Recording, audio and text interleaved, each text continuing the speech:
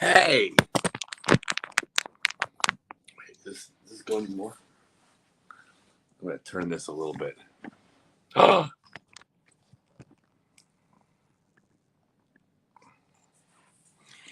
And I'm woefully backlit, but that's okay. I hide my glasses. There's some people in there. Buzzed Swan. First to the drop zone. That's funny. Pickle Media. I hate pickles. No, I wasn't first. Actually, we went live before I logged in, so I wasn't first. No, he says he was first. Oh. Willie another. No, he says no. She goes, no, Scott Stokely was first. Oh, Willie says first. Yeah. That's fun. What's up, everybody? What's up, Tony? Scott? Pickle Media. I hate pickles. I like it, Pickle Media, but I recommend changing their name. Pickles are the antichrist of foods. I heard it. I mean, this is what I once read that that's all Satan eats is pickles. Did you know that? No, it's true. Infinimetrical. That's a good name. Infinimetrical. That'll never catch on in the U.S. We're not 3 days ahead. We're 16 hours ahead of 16 hours ahead. Yeah, it's 1 p.m. right now in Melbourne, Australia. Is it true? Is what true? Is what true, Scott? That I'm the most handsome person who's currently live on Facebook? Possibly. Right. But possibly not. I'm 53 years old, so it's probably not likely. But not likely does not make it impossible. Now, is what true? Well, I'm gonna drink a fancy espresso. Pickles are the devil's treat. They are. No, they're not the devil's treat. That's all the devil eats is pickles. He eats pickles with mustard on them. It's disgusting. And mushrooms. And nuts. And guacamole. The 5 worst foods in the world. Oh, that sounds great if you add eggs and put it on sourdough toast. None of that sounds good. You want to hear the most messed up story? I got the most messed up story ever of avocados. By the way, I love you, California, but you were screwed up out there. I can't help it. I can't say it any other way. So I was going out there to learn how to surf, and we met right at the beach at this cafe. Right, it was like sitting right on the water. It was really neat, and all they had is coffee. The only food they had that wasn't like sweet stuff was they had avocado toast. Of course, I have no idea where avocado toast came from, but they had avocado toast for $12. That's like $20 Australian, y'all. So avocado toast for $12, and I hate avocados. So I said, "Can I get that without the avocados?" And they said, "Sure." I got 1 piece of bread toasted for $12. They put 1 piece of arugula on it. There's 1 piece of arugula on it, and then it was literally 1 piece of toast and butter for $12. That's an only in California thing. So now I always tell you to put the avocado on the side because I'll eat it. No, yeah, now I get it on the side, but yeah. They're not gonna not charge you for it. Can you believe it though? I'm like, it's been 2 years and I'm still pissed off over paying $12 for a slice of toast. You had to eat you a pickle. I don't want to hear it. Block Scott. No, we're not gonna have pickle. No, I'm in charge of the block button, and I like pickles. No, too. no. I don't allow hate speech in my group. He doesn't even allow. He said he said he eats pickles. That's hate speech. He doesn't. I don't allow him in the car. No, this is probably the one of the first days we ever hung out. She went to a gas station. We stopped, and she went and she came out with a pickle, and I'm like, "You're not opening that in the car because if you spill pickle juice in my car's gonna smell like pickles forever." Wow, we actually just spent the first 9 minutes of the live stream talking about pickles. How about pepperoncinis? What are pepperoncinis? It's the little yellow banana peppers that they put on pizza and stuff. They put them on pizza? Well, fun stuff on pizza. Have you never had them on pizza? They put them in the salad. You pick them out. What, pickles on pizza? No, those yellow peppers. Oh, those yellow pepper things? Oh, those are okay. Those aren't pickles, are they? Yeah, they're pickled. Oh, then now I don't like them. Thank you, John. John Moad, you just got elevated to top tier status. Thank you, John. What did he say? Pepperoni is the hot pepper that comes with a Quiznos sub. Oh, that's right. Oh, yeah, the thing that ruins the Quiznos sub. I remember. Yeah, because it's got that vinegary. Yeah, it's disgusting. Pickles. It's yellow and it's gross and it tastes sour. I freaking love them. No, you take them off and put pineapple on your pizza. Don't argue with me. It's my show. Now I'm going to piss off people. By the way, in Australia, like that's like the number 2 pizza ingredient down here. I'm not kidding. It's margarita pizza. It's like at the top of the page at like a pizzeria, and the second one down is the Hawaiian pizza. So, ew, Pickles. Thank you, Brian. You are in a tie with John as my favorite people of the day. I even like him more than you today. You need to put a poll on your Yeah, YouTube channel. I like them more than you today because you like pickles. So this is my this is the day I don't like you because of your pickle fetish. It's disgusting. You saw me play first time. Pretty impressive. Thank you, Mary. You're now my favorite. I like you way more than those 2 people that like pickles because you like me. That's way better than liking pickles. Hey, what's up, Riley? How are you doing, friend? My friend from 2nd Avenue on La Crescenta, California. All right. So, we got health benefits to pickles. Shut up with the pickles. Shut up with the pickles. Shut up with the pickles. Pickles don't even start with me. Pickles are stupid. Millennia. Don't make me tell you to shut up in front of everybody. They're gonna think I'm like some horrible person for telling you to shut up. Shut up with the pickles. Drop it. Drop the pickle talk. Okay, then talk about something. Okay, I'll talk about something useful. Pull up the new Stokely Universe disc, the image. Oh, where is it? It's at the page. We got a huge announcement, everybody. Holy crap, you aren't going to believe this. You are not going to believe I got the coolest new disc out. It's unbelievable. Part of the Stokely Universe collection, designed by Creative Rob. You are all like, you're not going to believe how cool this disc is. But we're going to pull up an image of it. She was too busy thinking about pickles to do her job. Holy schmoly. Someone's going to bunch of stuff on here now. Yeah, I know. We got a ton of new stuff, but we'll announce them one at a time. But let's start with the new disc. That's the cool one. Let me know when you're ready. All right, hold on. I got to share this. Okay, the Clash will make the best fairway driver called Pickle and Scott. Called Pickle and have to... I will never throw a disc called Pickle. There's some lines I will never cross. I will never. Okay, pickles are not the most hated thing in the world. If you all know me, you know what or I should say, who I hate more than anyone in the entire world, and it's Tim Burton because he remade Willy Wonka. I will never forgive him. I would rather eat 1,000 pickles than have lunch with Tim Burton. That would be a good disc for Clash, though, because I got all those food names. Why would that be a good name? A disc called a pickle. You know, it hits trees and goes OB. All right. Y'all are probably bored hearing about pickles. Because when you're stuck, you can get out of the pickle. When you're stuck, you get out of a pickle? Oh, dear Lord.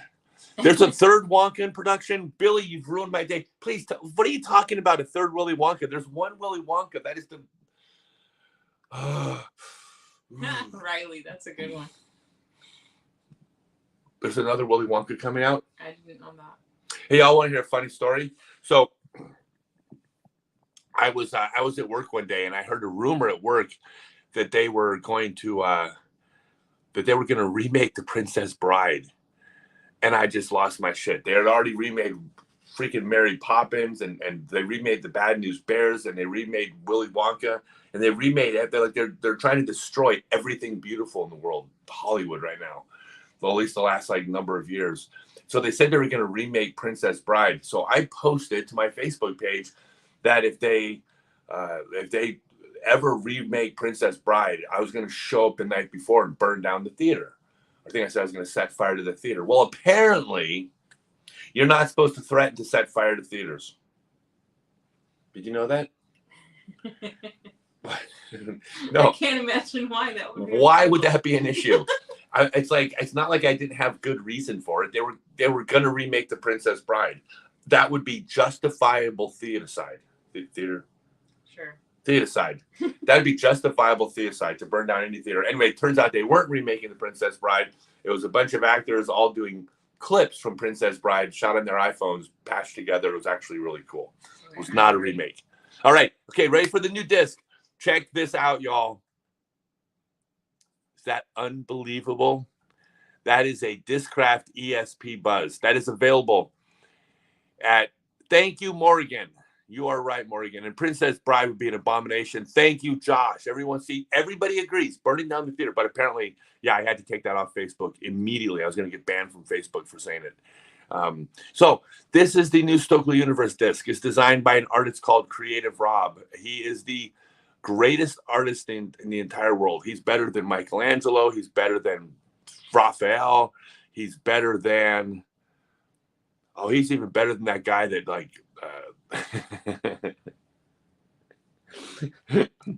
he doesn't just splatter paint on a wall and call it art. He actually is like this talented. What? I'm going to put the comment up. All right. Let's see. Oh. That's epically awesome. Thank you. Oh, shit. They kind of do, don't they? Oh, no. Okay. Did I mention I love pickles? Pickles are the greatest food in the entire world. In fact, I said Satan only eats pickles. I love Satan. Satan eats pickles. I put pickles on golf discs. Someone's going to clip that and post it to social media. Just the I love Satan part. I don't care. If Satan loves pickles, he's one of us. Wow, now we're zooming in too much. But yeah, those kind of. I was trying to see the disc. They kind of look like pickles. But anyways, that's available at ScottStokely.net. There's a whole series of discs by this artist there. And by the way, we're selling these for $30, a full color stamp. We're not like actually, we're almost not even charging for the artwork, because when you do a full color stamp, you got to pay like an extra of like $5 or $8 or some, I don't even know, but some amount of money for the full color stamp. So we're actually just selling them at a base price, but we've got a ton of those, and they're available. ScottStokely.net. There's also minis available for all the Stokely Universe discs now, and there's a blue version of one of the original discs that was only available in orange. Oh, there we go. So if you look at, let's see, zoom into the top right first, the two on the top right. My right or your right?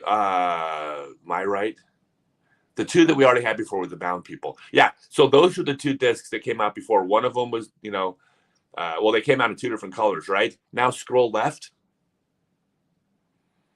Check this out. So these right here, before we only had the orange version of this one, and now we have the blue version of it as well. By the way, those are all minis. So what we're looking at right now is the minis that are available, but those are available in large, full-size discs as well.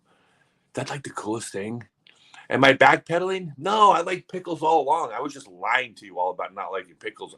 In fact, if I had a pickle right now, I would be eating it live on camera. That's how much I love pickles. Careful what you say. I'm not going to do it. If I dare you and get Gatekeeper to film it? No, I won't eat a pickle even if you dare me. No, I am going to do a one-chip challenge, though, with Gatekeeper. Y'all know the one-chip challenge? That's a dare. I was going to do that with Gatekeeper Media. They're not here anymore. They were going to be in Australia, or we're in Australia. I'll have to get them to send. I'll have to buy one. But I was going to do a one-chip challenge to try golfing after eating the world's hottest potato chip. It's like a $40 potato chip, but if you eat it, you're likely to die. But you want to take a few questions? Post questions. I guarantee they're not about pickles. Everybody's so bored of me talking about pickles already. This is why I'm never ever going to be paid to be a talk show host.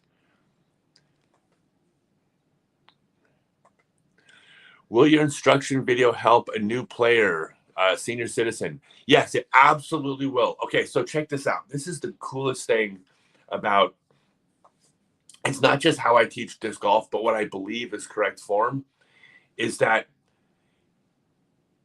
every single thing you do when throwing correctly is, when I say throwing correctly, I mean, if you throw this way, this gives you the maximum snap. This allows you to hit your line, gives you the most power, most accuracy, most consistency.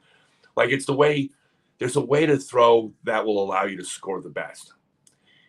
It's a complete coincidence, I think, that if I wasn't worried about score and all I was doing was teaching you how to throw in a way that would be the lowest impact on your body, meaning the least amount of stress on your joints, the lowest chance of injury, it would be the exact same technique as the technique used for throwing far and throwing well. And it's really cool because I teach disc golf. I'm not trying to be an exercise physiologist or a doctor. I'm teaching how to be best at disc golf. So if the correct way to score the best and throw the farthest was also high impact and not good for your body, I would teach you all how to throw the farthest. And I would simply say, look, if you want to throw far, you're going to injure yourself. Get over it. You're playing sports. Deal with it. Sometimes sports hurt. I would have no problem telling everybody that if you want to throw far, you're going to wreck your body in the process. But that's the trade-off to being good at something. No problem whatsoever telling everybody that. It turns out that I don't have to do that. The correct way to throw is also the way that's lowest impact on the body. In fact, let me give you one example of this because I want to illustrate what I mean. So take your hand, hold your arm up, put your arm in the most natural resting position. Okay, when you do that, your wrist most fluidly moves back and forth. You're not going to get carpal tunnel right here. You're not going to injure yourself. This is how your wrist most naturally wants to move. It's low impact, low stress. You can turn your wrist up here and still go back and forth. You can turn your wrist down here, still go back and forth. With both of those, even though you could throw from either of those positions, all you got to do when you take your wrist off its natural resting spot is you can feel it grinding and it impinges, and it's like, it's not good for you. If you throw with your wrist turned down here or your wrist up here, eventually you're going to injure your wrist. I would never teach you to throw that way, because not because you don't want to injure yourself, but because you're strongest right here. So the place where you're strongest and where you're going to be most consistent also happens to be the lowest impact. Every single joint on your body is the exact same way. Correct form is the lowest impact. So everything I'm teaching you is absolutely 100% correct for any player of any age, any gender, any size, any skill level. There's a right way to throw, and it happens to be the best way. So yes, my videos will. And actually, the best thing you can do, honestly, I have a 6-month online class, Become a Complete Disc Golfer, where we will spend 6 months working with you, including you posting videos and getting form reviews and working on steps, and you post more videos and form reviews and group discussions, live classes, recorded classes. It's a 6-month class at scottstokely.net that'll teach you everything about throwing, and it's the lowest impact you can have on your body. I will say one last thing to that. You can never teach a sport and promise that you're never going to get injured. That would be disingenuous. No, it'd be a lie. You can get injured doing any physical activity. So I can't promise that. I can just promise you the form I teach is the lowest impact on your body that there is. How is the trip? That's a trick question because it's not a trip. I'll explain why. So we're having a great time. So we've been in Australia for about a month. It's amazing. I can't wait to go to New Zealand. Can't wait to get over to Asia. It's the best. But it's not a trip. We live on the road. We don't have a storage unit. We don't have a home base. Our home is in our hotel room right now. There is no other existence for us outside of where we are at any given moment. So it's not a trip, because a trip implies we left and we're coming back. We're never stopping. I mean, we're never going to have a home. We're never going to have an apartment. We're just going to travel. So I know what you meant. I'm not trying to play semantics, but it's a difference. It's a mindset to being a full-time nomad. A full-time nomad doesn't take trips. We just go. And in fact, I'm planning, as of right now in 2025, coming back to the US to do the Pro Tour again, hopefully. And if I'm able to do that, that's not me returning home. That's me living in the US for 9 months while I'm doing the Pro Tour, and then God only knows where I go after that, but it'll be someplace warm. But thank you for asking. We're having a great time. Is Seppu Paiu retiring a positive sign that pro disc golfers can find a role in the sport that isn't just playing?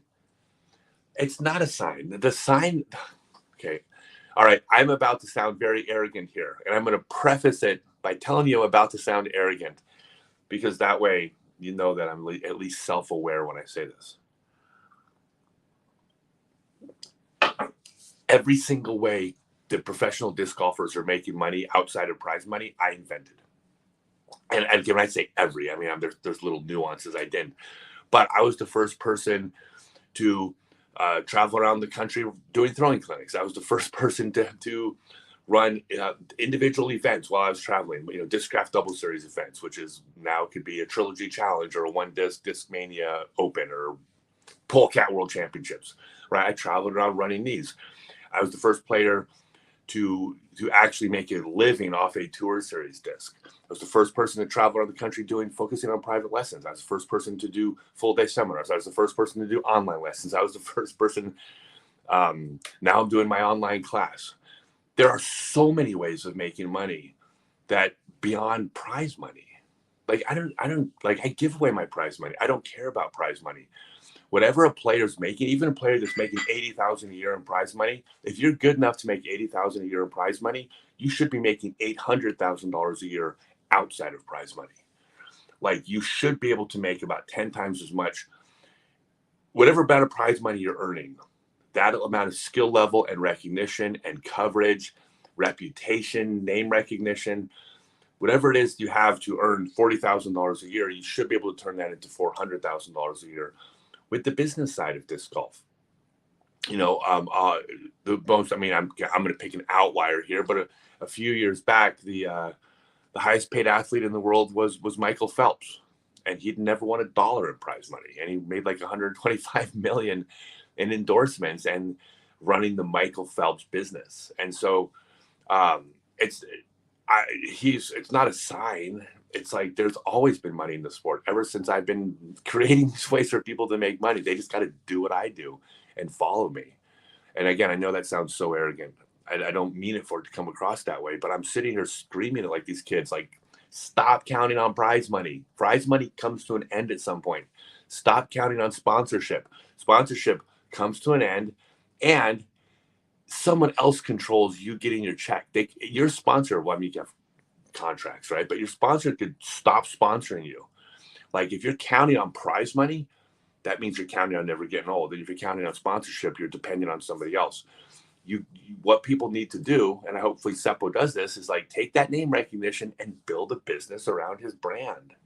And there's so many ways to make a good living in disc golf outside of prize money. So I think it's cool. Sorry, I went off on a rant there, huh? But I want these kids to know this. It's like, you're on the pro tour. You never have to lay bricks. Nothing wrong with laying bricks. I ain't shitting on people's careers and the way you feed your family or anything like that. But you are one of the fortunate minority that is able to be on a disc golf pro tour. I don't care if you're 1,007 rated on the disc golf pro tour. You can do disc golf the rest of your life. You are a touring professional on the pro tour. You can monetize your career around that starting point. And if they choose, if they treat if they treat themselves as a brand and they treat their brand as a business. All right, let's get it silly again. Do discs spin the other way in the southern hemisphere? Okay, so yes, when you throw them sidearm, they spin opposite of the backhands in the northern hemisphere. No, so here's the thing that I always heard. I heard that down here, the toilets, they spun the opposite direction. So check this out. Turns out toilets don't spin at all. Toilets actually just sit in the ground. It's the water that spins. Ha! Who knew? And by the way, no, they don't. Water doesn't spin in the opposite direction. The Coriolis effect would have very little impact on such a small body of water. But even if it did, it wouldn't matter, because in Australia, they don't send the water around the bowl like this. It just blasts straight down with like a vacuum suction. It's like an airplane. And it sucks the water straight down into the hole. And it's loud. And I'll be honest, it's terrifying. It's utterly terrifying, the toilets down here. Like, if you were ever scared of toilets as a 3-year-old, you will have PTSD when you come to Australia. First time you flush a toilet. It's the thing of nightmares. Hey, by the way, you're going live the first time for the first time on LinkedIn. I'm on LinkedIn right now? Yeah. Ooh, with all the fancy pantses? Yeah. You probably don't have anybody joining you from there, but it's on. I'm on LinkedIn. We got to figure out how to get this on Instagram, too. Instagram doesn't play nice with StreamYard? stream softwares. That's okay. Unless you're like running directly to them. Yeah.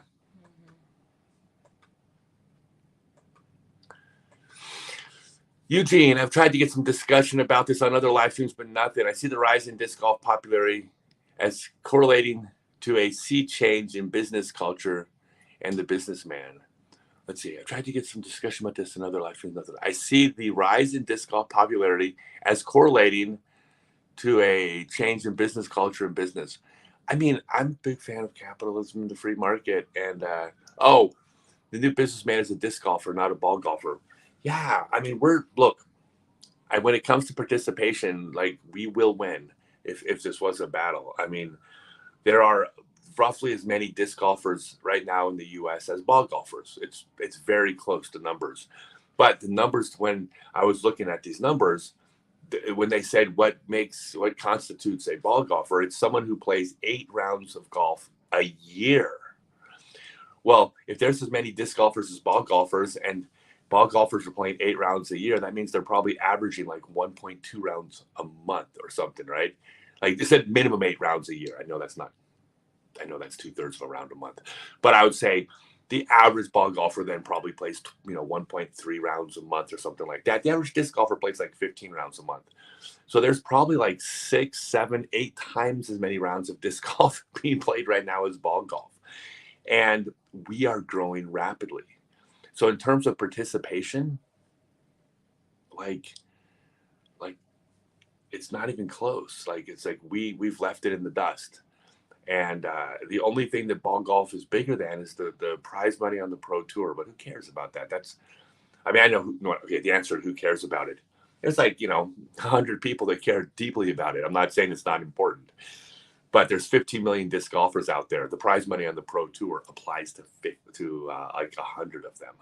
So aside from that, disc golf is crushing. And it is the business drives innovation. Business drives everything. Like if someone, I'm a big fan of the free market. If someone says, hey, if I open a pro shop next to this disc golf course, I'm going to make X amount of money. But if I get 5 more courses put in, I'm going to make now 6 times as much money as if I had 1 course in my area. Well, guess what? That's beautiful. The business drove disc golf courses going in. It's amazing. Let's see. Is that you, me, the boy, the short one? The boy, the short one, and Jeff in the disc? No, it's me, you, and Joe. It's me, you, and Joe on the disc. Could be. Oh, God, I love you, Riley. I'm so glad to hear from you. It's a change in culture. We don't have the economic class of people to support ball golf anymore. Okay, so I'm gonna nerd out for you guys a little bit here. If you're into nerd stuff like I am, here's the problem with the economics of golf. Okay, this is the problem that golf is facing, and this is the problem it's going to continue to face. Golf is expensive. We all know this. But the expensive part isn't as much the maintenance of the land and the mowing of the grass. I mean, these are expenses, but they're business expenses that you could absorb in playing. Here's the biggest problem every ball golf course faces.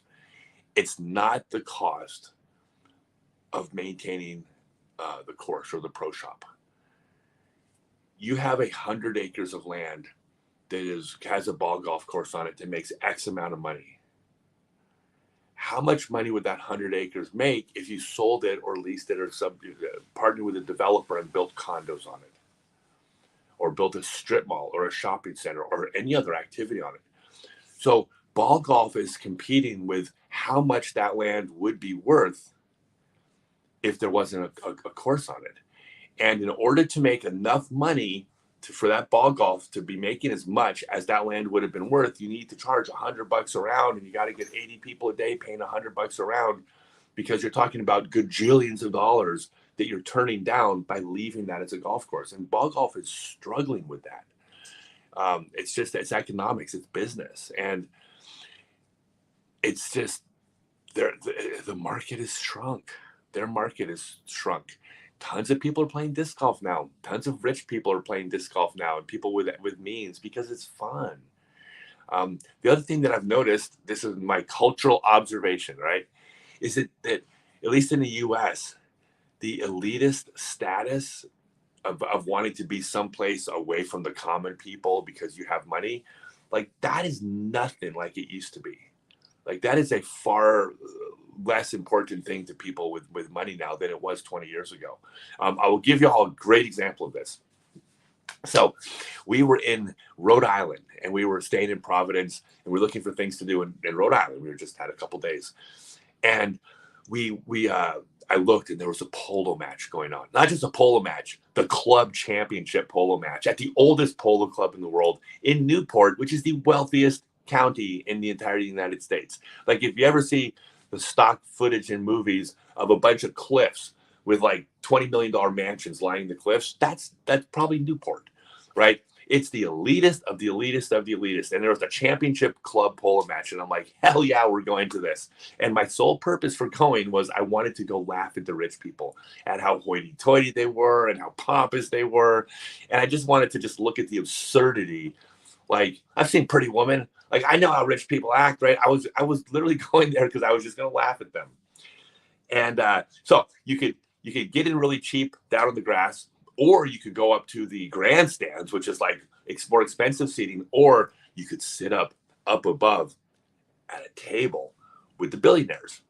And it was you had, there were 6 chairs per table. You couldn't even just like buy 2 tickets. We had to buy. I was like, we have to buy all 6 seats in order to sit there. So there's 2 of us at a table for 6. But I'm like, we're gonna sit with these billionaires and make fun of them. And I ended up feeling like such an asshole because we went there and like everybody was nice. All the billionaires were wearing like jeans and a t-shirt. Like you couldn't tell who was rich, who was poor. The people that were up at the rich areas were going down to the food trucks and ordering hot dogs like everybody else. There were Black people and Mexicans and Asians and white people all at the tables. Like, so it was like racially diverse, and like everybody was hanging out with everybody else. And I was like, what the hell happened? Like, I wanted this whole John Hughes experience where I was going to go hate all these elitist rich people. And my conclusion was that culture is gone, or at least it's on its way out the door. Like, those people aren't elitist anymore. Like, at least not, I mean, they're human, right? But it's like, it's not like it would have been 20 years ago. So I think the one of the problems ball golf is finding is that you're getting less and less people that want to be at the country club, so they don't have to be around people, poor people or people of color. Like, I think those people are less and less. They're going away. They're dying off. And so that is great for disc golf, not good for ball golf. That was a rant there. Now, how about that for the longest rant of the day? But the day's young. The day is young. Where do you sign up for New Zealand clinics? I want to sign up 3 to 4 people. I will be sending out a flyer with a sign-up link in the next day or 2. Thank you for coming out to New Zealand's clinics. Yeah, I'm doing 6 clinics in New Zealand here in 2 weeks. I'll be flying into Auckland, and I'll get the flyer up, and I'll get it to Chris Davies. He's waiting on 2 clubs, I think, to confirm. Okay, we're waiting for 2 more locations to confirm, and then we'll have the dates. So by the way, it'll all be at scottstokely.net. Hey, real quick, for those of you who stuck around for this like really wordy story about polo, what's less interesting to people, pickles or polo? I'm talking about the least interesting things in the world here, and I'm sitting there wondering, why can't we get more people to my live stream? And then I talk about pickles. Put up the disc. We got new Stokely Universe discs up. This is amazing, y'all. At scottstokely.net. These are the minis. So we now have minis, but pull up the full color, the newest Stokely Universe disc. Look at that. That is a full color Discraft ESP Buzz at scottstokely.net. It's part of a collection from Creative Rob, is the artist, the best artist who has ever lived. Like, if he was around during the Renaissance, like, you wouldn't have even heard of Renoir. Like, there would be Creative Rob and then like all the common artists out there. But he was fortunate enough to be born in Austin like 40 years ago. Go figure. And that is the disc that is available at scottstokely.net. Along with, we have minis now. And the minis are like $10. So we're not trying to gouge anybody. We're trying to spread the gospel of this incredible artist named Creative Rob. So these are full color minis for $10. And the Stokely Universe discs we're selling for $30. So if you're looking for unique Christmas ideas, holy cow, like these are unique Christmas ideas. If your spouse is looking to buy you something for Christmas, tell your spouse that they should buy two, one for them so they can start playing, and then one for you too. All right.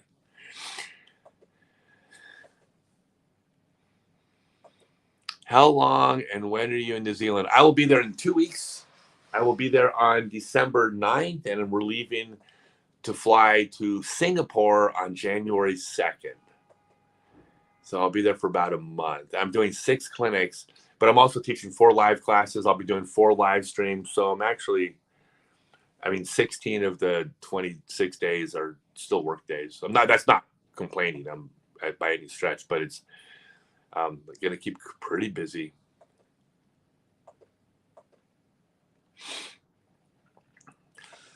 Oh, a question I have is about healing or retaining grip, strength, health.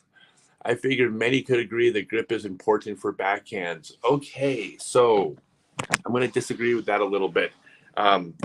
Kind of. Okay, I'm not suggesting it's not important. You need to accomplish 3 things when you grip a disc. You need a strong grip, you need a clean release, and you need a consistent release. Those are rules. You must have a strong, clean, consistent release. There is not one grip that will work for every single player to give every single player those results. All right. The idea of a universally correct grip is a myth. Anyone that says here's how you're supposed to grip a disc is full of crap. What they should have said was, here's a grip that will give 60% of people out there a strong, clean, consistent release, but 40% of you will not get those results with that grip because your hand's different than those 60% of people. You all need to find a different grip. So grip will always be individual. So you need to do is figure out the grip that works for you, that gives you a clean and consistent release, and stick with that one. Now, I want to be clear. Let's no misunderstandings here. What I am not saying is disc golf technique is about finding out what works for you and do what works best for you. Absolutely not the case. Every other part of throwing, a backhand, sidearm, you name it, there is a right and a wrong way to throw. Physics, biomechanics, that trumps everything. You must throw with for all intents and purposes, correct form. Grip is the one exception to that. Grip is 100% completely individual. I'll even add to this. One of the worst named things in all of disc golf. Y'all heard the term power grip, right? Okay, stupidest name in disc golf, because as soon as this grip, where you squeeze the disc with the fingernails touching the bottom of the disc, as soon as you, when you're new, you hear this as a power grip, it's implied that when you want to throw with power, got to use a power grip, right? That's crazy. Every world record I set was with a pinch grip. And forgive me if I get this wrong, but I believe Simon Lizotte, Garrett Gerthy, and Drew Gibson all throw the pinch grip. None of us throw power grip. If I got one of those wrong, I'm sorry. But not throwing with a power grip. Power grip doesn't give me more power. Power grip for me gives me an inconsistent and not a clean release. Now, that does not mean that a pinch grip is the correct grip for everybody, because there are players that will not get a good release with a pinch grip. So some players should be throwing power grip. In fact, if I had never seen a person throw their entire life, I would start them with a power grip. I think that is the most likely to be the correct grip. But by most likely, I mean 51% of people. I mean, barely. So grip is important, but what grip you do is completely individual, will always be individual. Don't get wired to a grip.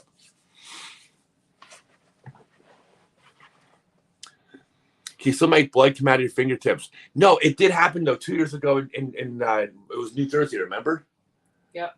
It was at the Bria. It was at the Bria tournament. I threw a backhand that went 600 feet. When I picked up my disc, it had a splatter of blood on it. Yeah, I get blood. I used to get blood on my hands. It's so funny. I mentioned that in some video about Snap, about how when I was throwing really far, blood would come off my fingertips, and everybody laughed. They said it was like Uncle what's his name? Not Uncle Ricky. The guy from Napoleon Dynamite that could throw a football over the mountain. Everybody was making fun of me for saying it. It's like, no, ask any of the players I played with in the 90s. When I threw a hard backhand, I had so much snap that right here at the bottom of my fingernail on this finger, it would split open and I would get blood on my hand and on my disc. So no, I don't throw that hard anymore. But I was excited when it happened. Because it happened in New Jersey at a tournament. I mean, I threw, there was a shot, I threw it 600 feet, which is really far for an old man. Flat ground, not a whole lot of wind, 600-foot throw. And it was like, hey, I got blood on my hand. I think I said I had it on a disc. It wasn't on a disc, it was on my hand. What's his name again? Uncle. God, everybody was calling me that. It was really funny. Because they were laughing. I'm like, just ask Mike Randolph. He'll tell you. Ask Daryl Nodland. They'll tell you. I feel like grip unconscious loosens when I pull through, so I'm not feeling the snap. My thumb slides off the top of the disc and disc ejects fine. How do you keep a strong grip with speed? Okay, I without watching you throw, I do not believe that's what's not causing the snap. Two things need to happen for snap. The first is you have to plant your foot first. That plant foot must hit the ground before the rest of your body begins moving forward. If your shoulders or your arm or your body start to pull the disc forward as that foot is hitting the ground, that disc will not snap. Okay, period. So that is by far the most common reason that the disc is not snapping out of your hand. Uncle Rico, thank you. The second thing, though, is that you may be swiveling your forearm. Okay, your forearm, pull the camera back, your forearm should not be rotating this direction. Okay, from elbow to wrist, that should remain basically stationary to the ground and move this direction. If you move this direction and your wrist is in a position where your hand moves this direction, basically if you're going to backhand someone upside the head, as opposed to incorrectly karate chopping them with the top of your hand, that's nose down, that's nose up, you backhand the person. Now, why does that apply to snap? It's easy when I show you. I'm going to stand up for this one. All right, so check that. I'm going to stand above because I don't have room for the cord to reach. All right, so watch my hand when it moves this direction. Okay, this is the direction I'm going to backhand somebody. Okay, I'm going to tilt my arm down. Watch my wrist and watch my fingertips when my wrist moves that direction. Okay, you can see my wrist moving, but you cannot see my fingertips. When your wrist and your backhanding someone is moving parallel to the ground, your wrist is traveling through space at a certain speed. Your fingertips are traveling significantly faster than your wrist. You can't even see your fingertips when you go to backhand somebody, but you can see the wrist. Wrist barely moves, fingertips really fast. If your hand's in that position, that's the other thing that will help you have snap. If you were to turn your palm down and swivel that forearm and put the palm down when you throw, you can just see my wrist and fingertips are now traveling through space at the same speed. Wrist is here, fingertips are here. When they get to right here, wrist is here, fingertips are here. They've both gone literally the same speed. No snap. So snap. So plant your foot first before anything else rotates, and make sure that you're backhanding, not karate chopping, and you will, 99.9% chance, I'm about to say 0.8. No, 99.9% chance. That's the reason for the snap. Oh, I hadn't suggested universal grip. I figured my question's about healing grip in a way. I've seen so many grip styles. Many of the pros focus on thumb and index at release. I don't focus on anything. Just I'm not dismissing your question. Don't think about it. It's play with different grips. Whichever grip has the disc come out with snap off your hand. Not snap, but if it comes out at the line you're throwing, if the nose isn't going up, Whichever one is coming out best, just throw with that grip. I wouldn't focus too much on it. I mean, some people say squeeze the index finger to the hand. I don't think you need to do that. Just grip, just hold the disc. You know, it's not a matter of dismissing it. What I'm saying is there's a lot of little details that happen when you throw. You can't do, you can't do every little detail when you throw. If you broke the throw down into the 50 things that you do on a backhand, which go watch a bunch of YouTube videos on backhand with a pad of paper. I guarantee, based on a bunch of YouTube videos on backhand, you could come up with 50 different things that you do on a backhand. The backhand takes place like in a second and a half. You can't do 50 things on a backhand. It's impossible. So you can talk about all these little things that might be relevant. But then if you're doing that little thing, what about the other little thing and that other little thing? Next thing you know, you're trying to do 50 things and it's impossible. So don't do that. Just your grip is going to be fine. Focus on not swiveling the wrist. You must do that. Focus on planting first. You must do that. And your grip is, and then experiment with grips. Whichever grip gives you the best result when doing those two things will be your correct grip. All right. We have the person in charge is, we're getting a new espresso machine because we're fancy pantses. The espresso machine was broke. Thank you very much. How exciting. Yeah, appreciate it. Cool. All right. They're going to start talking about pickles again if you don't put the next question up there. That's not funny. Wait, no, actually, I forgot I like pickles because of the new disc. Let's see. Where are you now? Because that view is sweet. We are in Melbourne. We're in downtown Melbourne.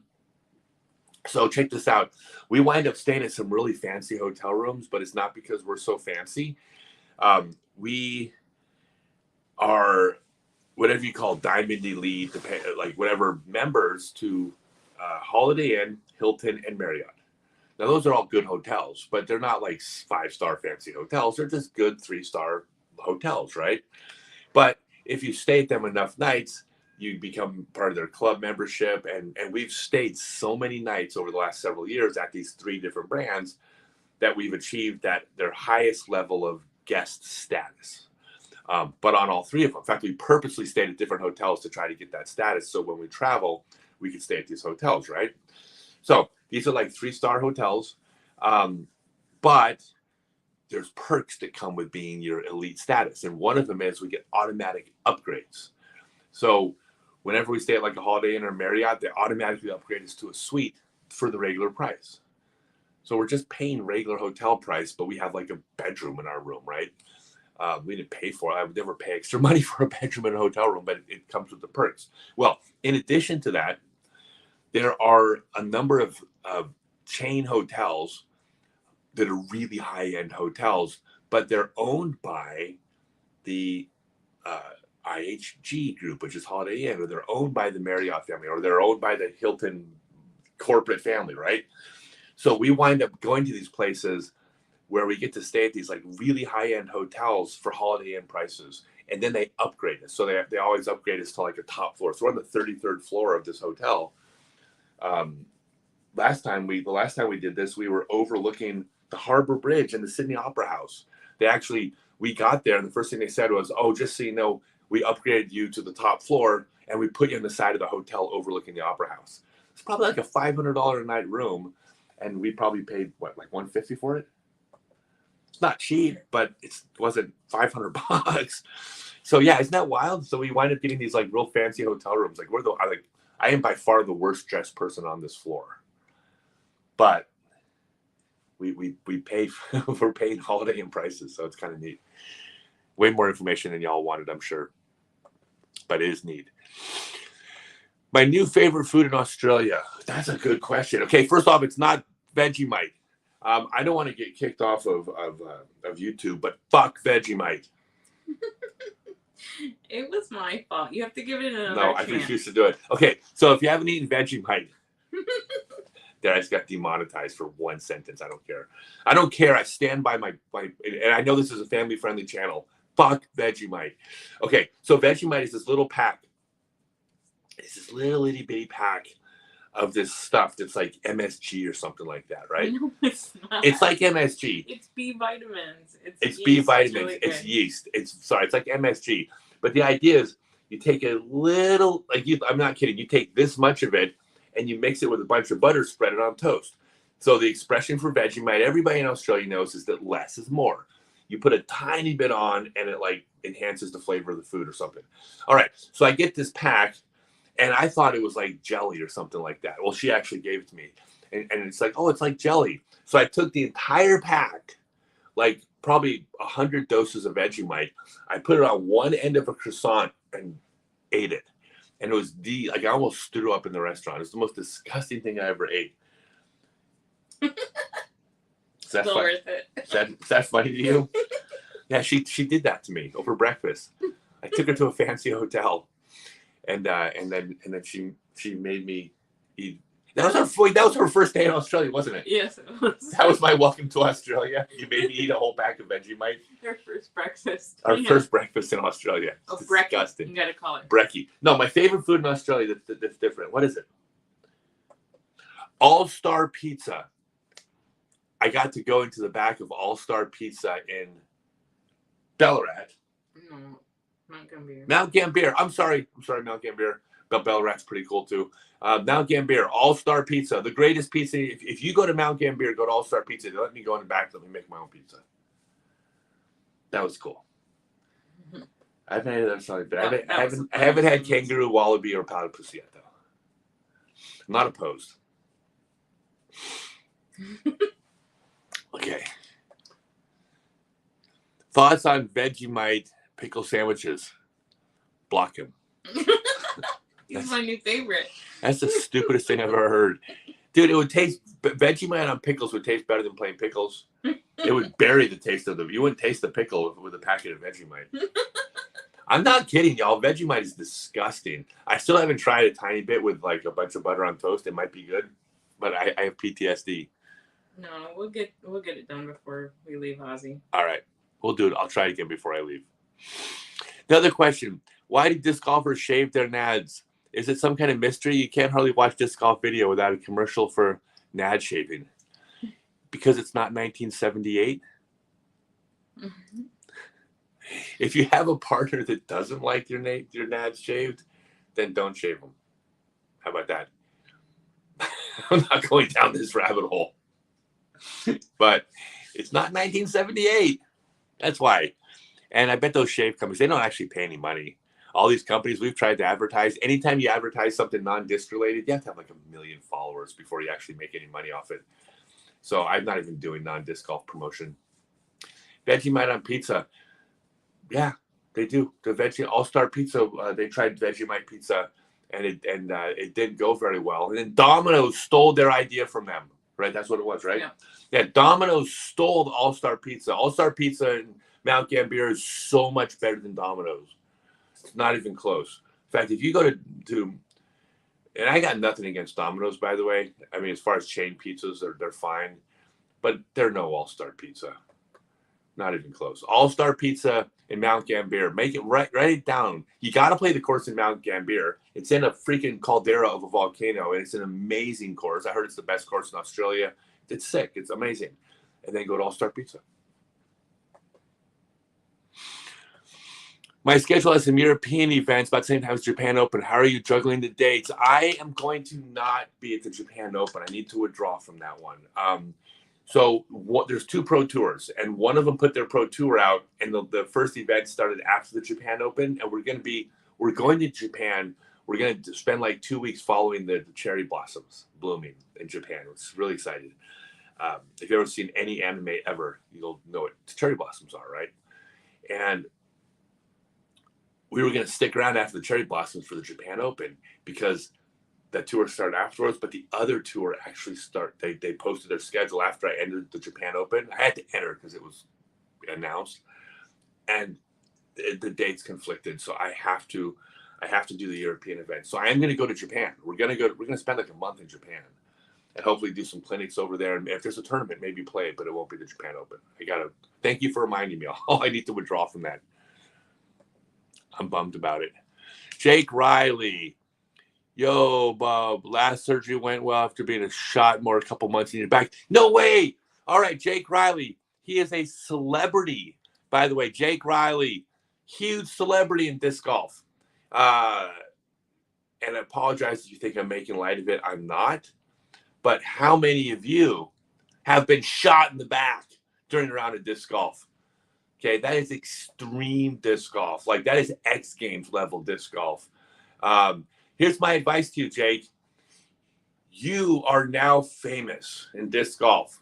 You need to parlay this into your brand. If you do not put out a golf disc with a custom hot stamp on it and start making money off this, you are out of your mind. There's something with that we do. I do pro wrestling. Because I don't know. I do pro wrestling. Shoot me.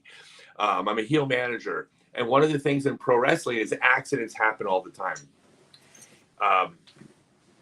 If an accident happens and it's a bad thing, don't waste it, right? I'll give you an example of a pro wrestling match I had. So I'm managing this guy, Cowboy James Barnett, or James Barrett. And he was fighting, I forget his name, the guy, nicest guy in the entire world. But I had to stop him from winning the match, because he was going to beat my guy that I'm managing, right? So the ref got distracted. I took the championship belt because my guy had the belt, and I took it and I whacked the person my guy was fighting in the head with the championship belt. All right, not a big deal, right? Except there was a grommet on the edge of the belt, and I filleted this guy from here to here. Like, it split. It was like half an inch wide gash on his forehead. He hits the ground. I don't realize what happened. And I was like, oh my God, like, this is great. Hi, I beat you. You didn't get to win the belt, doing normal heel manager stuff. And I looked down and I saw something that I've only seen one other time in my entire life. This guy, Jimbo Lucas is his name. Jimbo's lying on the ground, and I can see his heartbeat in his head because the blood is going spray, spray, spray. He's on his back, and there's a fountain coming out of his forehead. I gutted this guy on accident, and it was sad. But here's the thing: it's pro wrestling. We got to use that. So I dropped down to the floor, and I just started laughing hysterically at this guy. Look at what happened to you. Oh, you little blood. You got a boo-boo. And I'm ripping on this guy, and we go to the back. I actually had to sneak out of the back of the arena. I took Jimbo to the hospital, but he was so popular. If I had gone out to the front, I would have gotten beaten up by the fans for doing this to Jimbo. So we snuck out the back, taking him to the hospital. Well, the point of that story is that it sucked. I mean, he had to have 13 stitches in his head. I got pictures of it. He had 13 stitches to close this wound I gave him. It was spent half the night in the hospital. It cost money. It hurt. It sucked. But that became part of the storyline. And now we got to use that storyline for multiple upcoming shows. The fact that this thing happened. You don't waste bad stuff. So, Jake, please promise me you're going to put out a line of discs or a bunch of discs and make money off this. Like, you're famous. You're the most extreme disc golfer in all of disc golf. Blows anything anyone's doing out of the water. So I hope you make a ton of money off it. Sorry if that's loud. What? I said sorry. Oh, that is loud. Let's see. Sorry. Question: when you record, I see the disc pull through only a few inches above my belly button. Is it indicated that I should make the reach back that is too low or try to pull higher? Yeah, you want to pull a little bit higher, but I can't tell you exactly. where to pull the disc. You have to pull where you are strongest. So I guarantee if you reach back and pull across, like down low by your belly button, you'll be able to tell that you're not pulling as strong as you are if you pull it up near your chest. And if you pull it up even higher across your face, you'll be weaker than you are at your chest. So yes, you want to pull the disc higher, but your body is different than everyone else's body, so I cannot tell you exactly where to pull the disc. Like, one of the dumbest things out there, remember I said the dumbest things out there is when they take one good idea that applies to a lot of people and they say everyone must do this. and it's never right because our hands are different, so there's not one grip. You'll hear people talk about pull your index finger across the nipple. That's where you're supposed to pull the disc. That's a myth. Like, the reality is that some people should pull the disc there, but all of our nipples aren't in the same spot. I haven't looked at all of them, but I'm pretty sure we're all different. And so you need to figure out where your pull line is. But I'm positive it's not going to be down by the belly button. You're going to want to pull the disc up higher. But where exactly is up to you. Have I considered making content a disc golf mental game? I don't think I've seen anything you've been discussing mentality in the course. Do you have any insights? Yeah, actually, there's a whole bunch. I got a bunch of stuff up there on mental game. There's a playlist. So there's if you go to my YouTube channel, I have a whole playlist about mental game. That's a great starting place. I have a 6-month online class, Become a Complete Disc Golfer. It's 2 classes per month for 6 months. You're going to post forum reviews, participate in discussions. There's games, there's drills. I mean, it's an interactive class for 6 months, but one entire class is dedicated just to mental game. So yeah, mental game is important. I swear by it. And I have what I think is, I think I have a good approach to the mental game. I believe. But I also say I'm not a hypocrite. I don't contradict what I said a minute ago. I do not say this is the mental game that works for everybody. All of us we have different brains. What I say is this is a great starting place that will work for a lot of you. And if it doesn't all work for you, my mental game approach, then borrow from it the things that work for you and then just dismiss the things that don't. Yeah, for sure. What? The new question. Oh, John Putney's on there. My favorite person in all of Oregon. Oh, yeah? Yeah, he's dropped by. Didn't have a question, just dropped by to say hi. Love John. Hello. Favorite moment of our trip so far? What has been the best part? There's so many things. I went to the Crocodile Hunters Wild Animal Park, and I thought I was going to see a little kid lean over the fence, fall into the crocodile pit and get eaten. That would have been amazing. Oh, I should say that out loud, should I? Okay, but that didn't happen. Don't get mad at me if your kid was eaten by a crocodile and you just got triggered. Please don't get upset at me. I'm joking. What's been the best part so far? The best golf has been the Australian Championships, and then, of course, playing Mount Gambier. That was a special place. There's a little town called 1770. I think that's probably my favorite place so far. Yeah, it's this little beach town called 1770. There's like 1,000 or 3,000 people in this little. There's 2 beach communities, 1770 and Agnes Water, and these are so like out there and small. They don't have Wi-Fi or phone service in the city, and I mean, there's no cell service you can have where you can be standing on the sidewalk and just be able to talk on your phone. People have landlines in this town, and all the Wi-Fi comes from restaurants. And I learned how to surf there, and it was just. I think that's probably my favorite place so far. I'm trying to think what else was there. We saw the world's largest prawn and the world's largest oyster. And I don't know, you enjoyed the big merino quite a bit. And the world's largest merino sheep. And we saw the world's largest banana. And we saw the world's largest kangaroo. And we saw the world's largest Ned Kelly. And yeah. That's probably it. Yeah, I think 1770 was like. That was just such a special place. Yeah. Yeah, I took surfing lessons. I got up on a surfboard for the first time in my 3rd lesson. It took me 3 lessons to actually get up on a surfboard. I'm not a natural. But I actually got on a surfboard and rode a wave, about a little wave. But it was I still got up on the surfboard. I'll do it again, too. And there was video evidence of it. Oh, and I got pictures of it, too. That's true. My wrestler name. Oh, I wrestled under Scott Stokely. I was the professional disc golfer turned pro wrestling manager, Scott Stokely. I love pro wrestling. It's white trash performance art. is what it is. And it's the coolest thing. And we go to bars and we would go to schools and we would go to different places and we'd wrestle in front of like, 50 people or 200 people, like at the most. And I was a manager, so I wasn't wrestling, but I would take bumps. I've taken chair shots to the head. I've taken chair shots. I've gotten the crap beat out of me before. I've been whipped.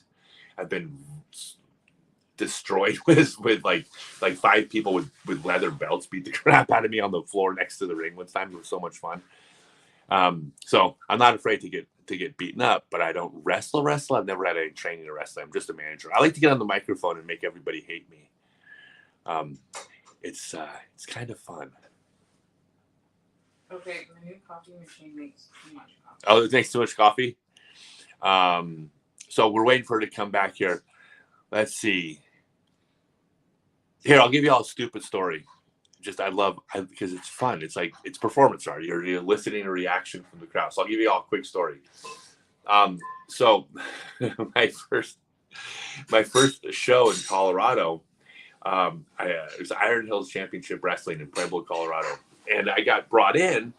I was going to be brought in to be the investor who was going to take over the organization. And everybody was going to love me. But then it was going to turn out, a few months down the road, that I was going to be a jerk and that I was going to try to screw over, their champion who everyone loves. It's an old storyline, but whatever. It's still fun.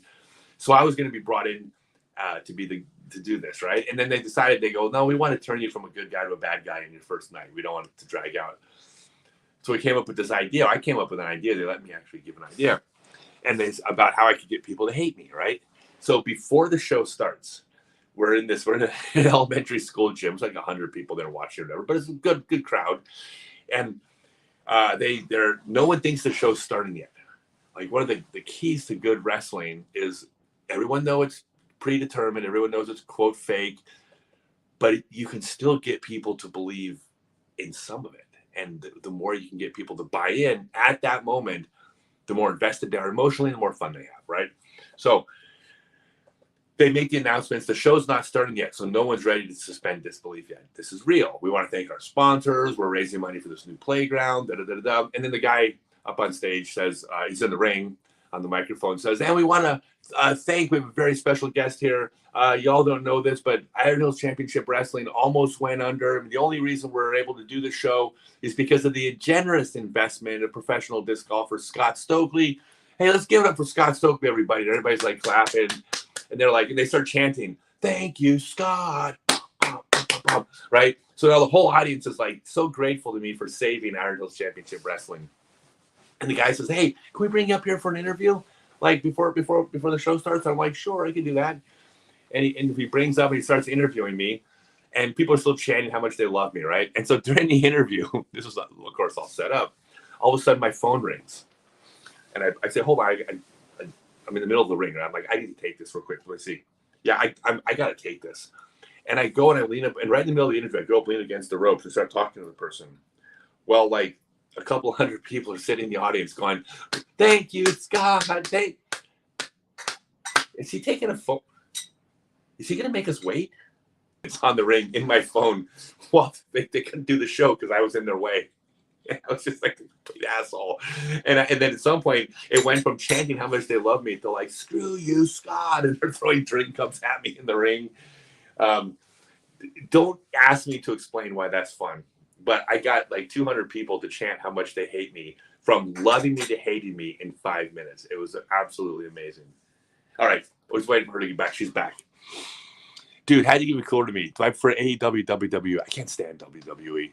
And I think AEW it's problematic. I'm sorry. I'm a Jim Cornette fanboy. I think that most modern wrestling sucks. I will spend hours watching interviews from the 70s and 80s. And I watch old matches. I'll watch old Georgia Championship Wrestling from like the early 80s before I'll watch modern WWE. I love MJF. He's the number one person in the sport right now. He's the best thing to come along in 10 years.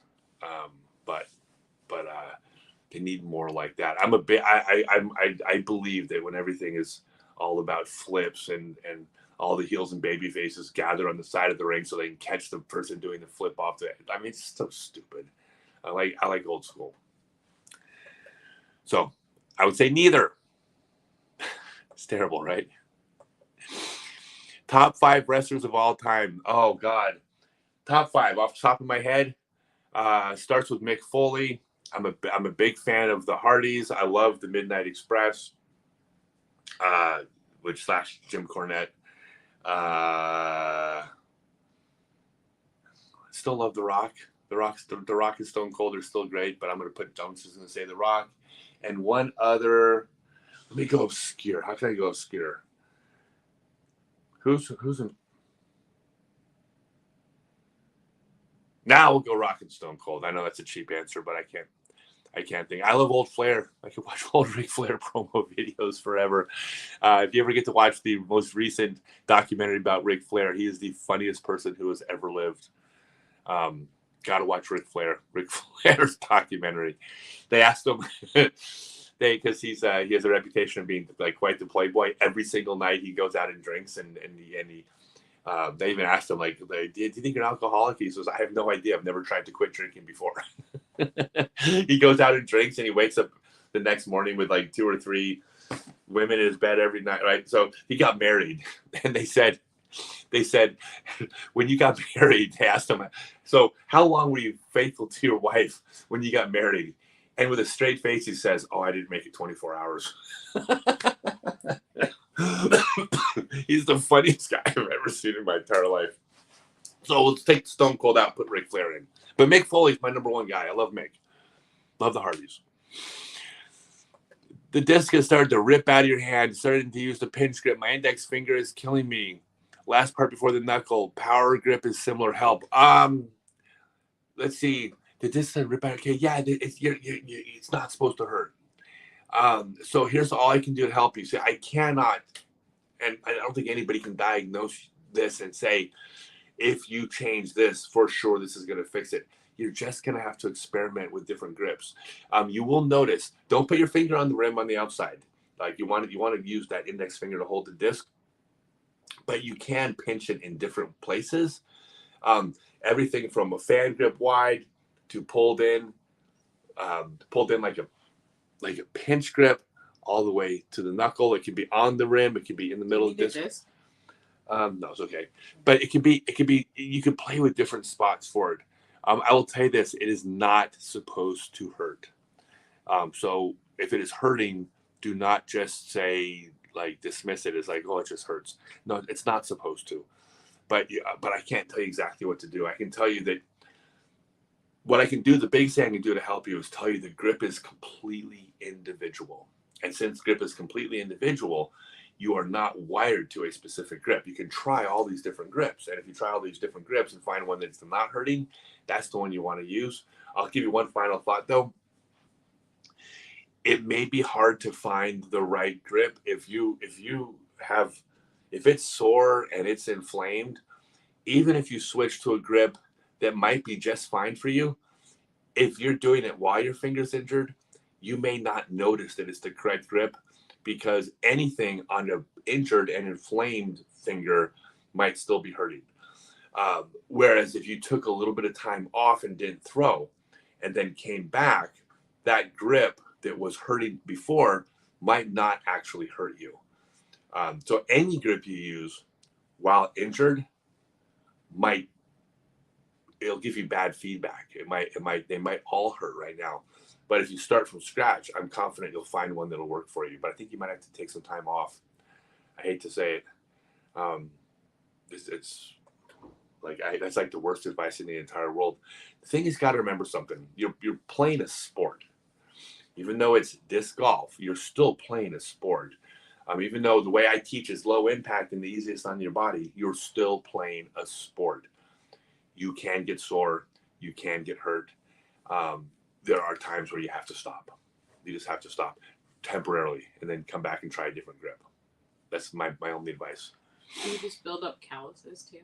Like, what? Do some people just build up calluses and that might be? Well, it depends where it's hurting. You said like first knuckle. The last part before the first knuckle. Yeah, you will build up if it's not a matter of like the tendons being hurt, like it's not happening under the skin, but it's actually happening from wear and tear on your fingers, then you can build up a callus, and that'll just simply get better. You have to just kind of maybe slow it down and build it up a little slower. But if it's if it's yeah, you'll get a callus if it's on the outside. For some reason, I was thinking it was more of an internal thing, and it may be, or a joint thing. Yeah. I was told not to reach back past the squared shoulder. It seems to make it easier to keep the pull flat. Overreach did seem to actually improve power. I'm just a hack though. No, if you're gonna throw far, you're gonna reach back. Anything you do less than reaching back would be like a ball golfer swinging the club back and stopping before going all the way back on the swing. Like, yes, you could draw a club back 3/4 of the way and still play the game, but you're going to lose the power that you generate from the earliest part of the swing if you start mid-swing. So no, when you want to throw far, you reach back. One of the things that's a little misleading that makes it difficult is that, but I'll explain why it's misleading. Thank you for my fancy 33rd floor espresso that we got upgraded. We didn't pay for this room. They upgraded us. One thing that can be misleading is you will see players who are like, they're reaching back what appears to be not that far, and they're ripping the hell out of the disc. And it's like, well, they don't reach back. Look how far they throw. Fair. But just because they throw a certain distance, reaching back 3/4 of the way, does not mean they wouldn't throw farther had they reached back all the way. It just means their ceiling is so high with a full reach back that if they reach back less, it's still pretty damn far. And so it could be misleading thinking, well, the reach back's not important. That person just threw 500 feet from here. Right, but that doesn't mean they can't throw 575 from here. So don't look at that as a gauge on that. No, for sure you're going to reach back. Absolutely. The longer distance the disc has to accelerate, the faster it can be going at the point of acceleration. For sure. Have I learned how to play the didgeridoo? Thank you. I have not, and I have not thrown a boomerang yet, and both of those are misses. Thank you for reminding me. I need to do both those things while I'm here at least for content. I tried to get you a boomerang at the marina. Yeah, at the marina. Yeah, no, I need to get a real boomerang, not something from a gas station. Well, if you throw a frisbee from a gas station, it's part of the range of trying it. Yeah. Like, I know from experience though that gas station doesn't matter. The video camera needs the experience. The video camera won't. No, I need to do that. Hey, you want to hear something really fun, y'all? Guess what I'm doing on Monday? Actually, here's a contest. I am doing something on Monday in Tasmania. And the first person, if anybody guesses what I'm going to do Monday in Tasmania, and if you follow me, we may be able to figure it out. First person to guess what I'm going to do in Tasmania on Monday, I'll send you a copy of my audiobook.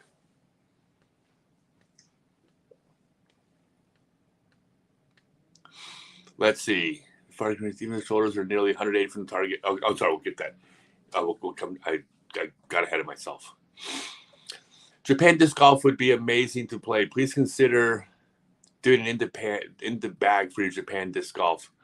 I would be happy to do that. I'm going to be doing a ton of content. I mean, I'll be in Japan for a month, and I'm going to hopefully do some. I'm hopefully going to do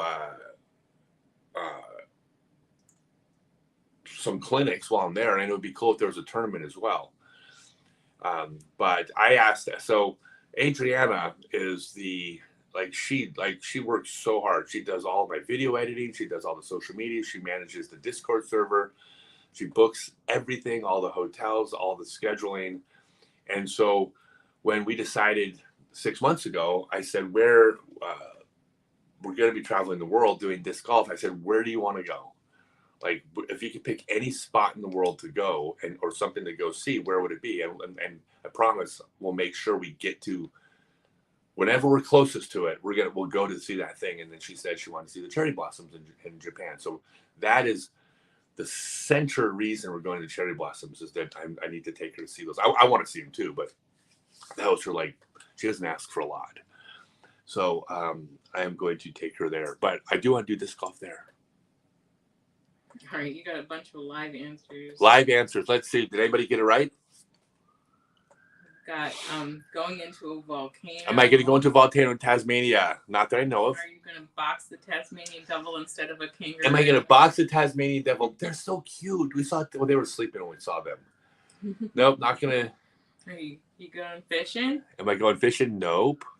Are you going to find the Tasmanian devil? Tasmanian devil? Nope. Are you going to hang out with the Looney Tunes crew? I'm not going to hang out with the Looney Tunes crew. Throw a boomerang? Not going to throw a boomerang. I'm going to give y'all just another minute. Let's see. Skydiving? Skydiving. No. I'm going to do She's something. going to go skydiving in New Zealand. She's going to do the world's tallest bungee. I don't do any of this. I'm terrified of heights. She's going to do the world's tallest bungee. She's also going to do, there's a package deal, the original bungee jump spot where you actually bungee and it slows you down and you hit the water and you go like half into the water and then it springs you back up. She's going to do that. She's going to do the giant catapult over the ravine. The catapult over the ravine. And I think you're going to do you're also going to do skydiving. Maybe. Probably. Well, no, you got to do skydiving. She's going to do the world's highest skydive as well. Now, the world's highest skydive isn't here, though. The world's highest skydive in the Southern Hemisphere. But I'm going to do something way braver than any of those things. I'm going to drive her there. And statistically speaking, the drive to the airport where the skydiving plan leaves from, far more dangerous than skydiving. So I'm actually the brave one. Yeah, especially when you're driving on the right side of the road. Are you going to play disc golf? I will play disc golf, but that's not the special thing I'm going to do. Come on. Nope, no bungee jumping. Not bungee jumping. Tasmanian pickle tasting. Tasmanian pickle tasting. I don't like you. Are you going to see a kangaroo? I will probably see a kangaroo. Dude, there's kangaroos on the side of the road here. You drive by the road and they're like eating and then they stand up on their hind legs and stare at you. And as you drive by, they do this. And they watch you. They're basically deer. They're deer that hop. And by the way, there's dead kangaroos all over the road. And people here, they're just pests. Like, we think they're really neat, the way people in the city think deer are really neat. But if you live in the country, you hit a deer and wreck your car like every 3 years by hitting a deer. You don't think deer are cool. Are you going to surf? I'm not going to surf. Are you going to horse race? Not going to horse race. Are you going to order $12 avocado toast without the avocado? Jesus Christ. They don't do avocado toast down here. That's a California thing. Are you going to throw from Mount Wellington? Eat a kangaroo? No, I do want to try kangaroo jerky, though. I heard it's terrible, but I still want to try it. Some type of nomadic hike. Okay, that's the closest. That's the closest so far. We were going to do, the plan originally was I wanted to do the Overland Trek. It's a 6-day hike across Tasmania. But I didn't realize you had to book in advance to schedule because there's only so many people that could go at one time because of crowds.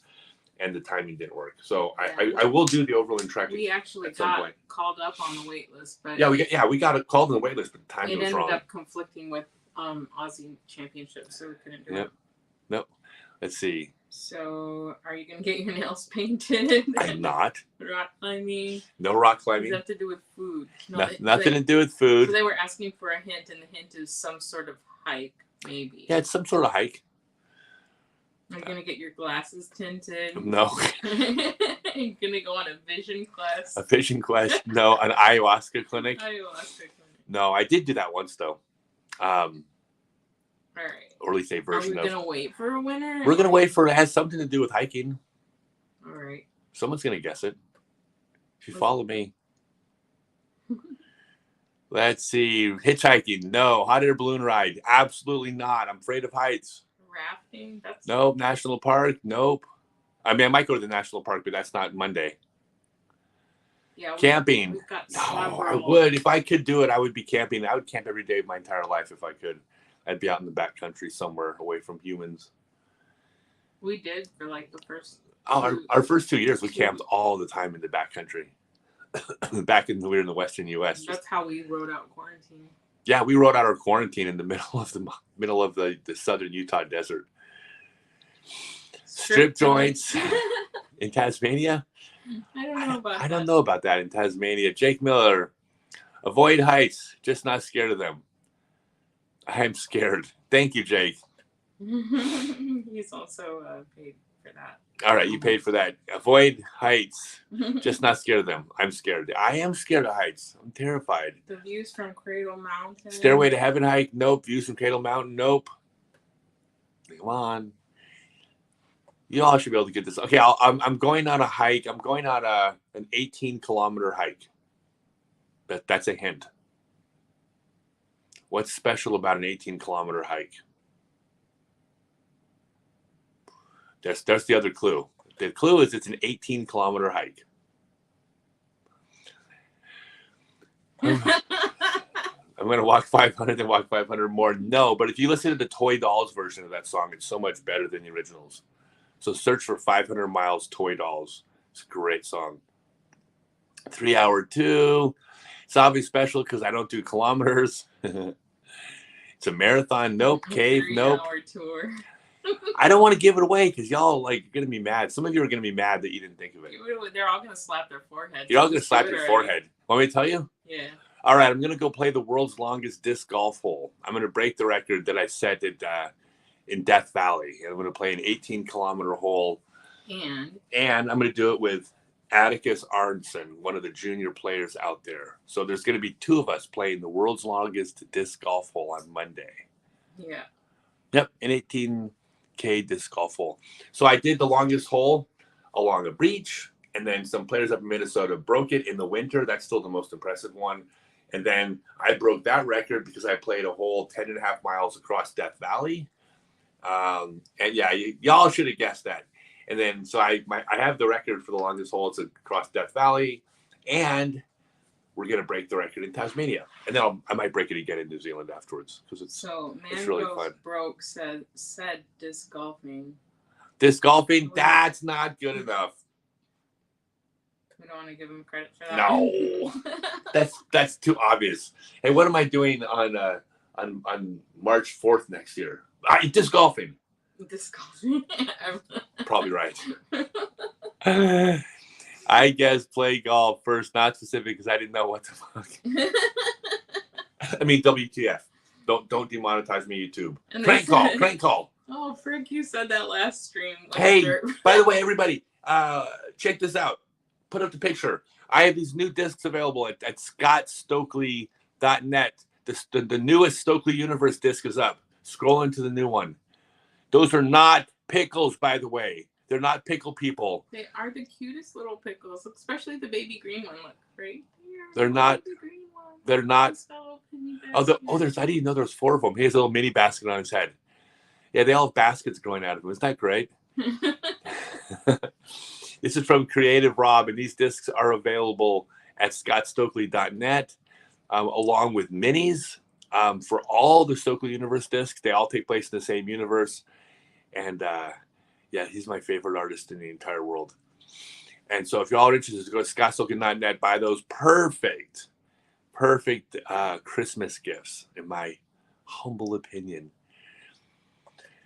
No, nobody would let me throw a disc off a skyscraper because if it misses, if it doesn't land on the skyscraper, I think they would be pissed.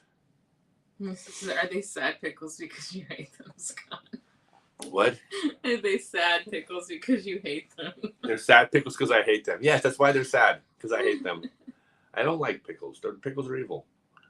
We need to codify the story around them. Maybe they're sad right now because they don't know what their baskets are.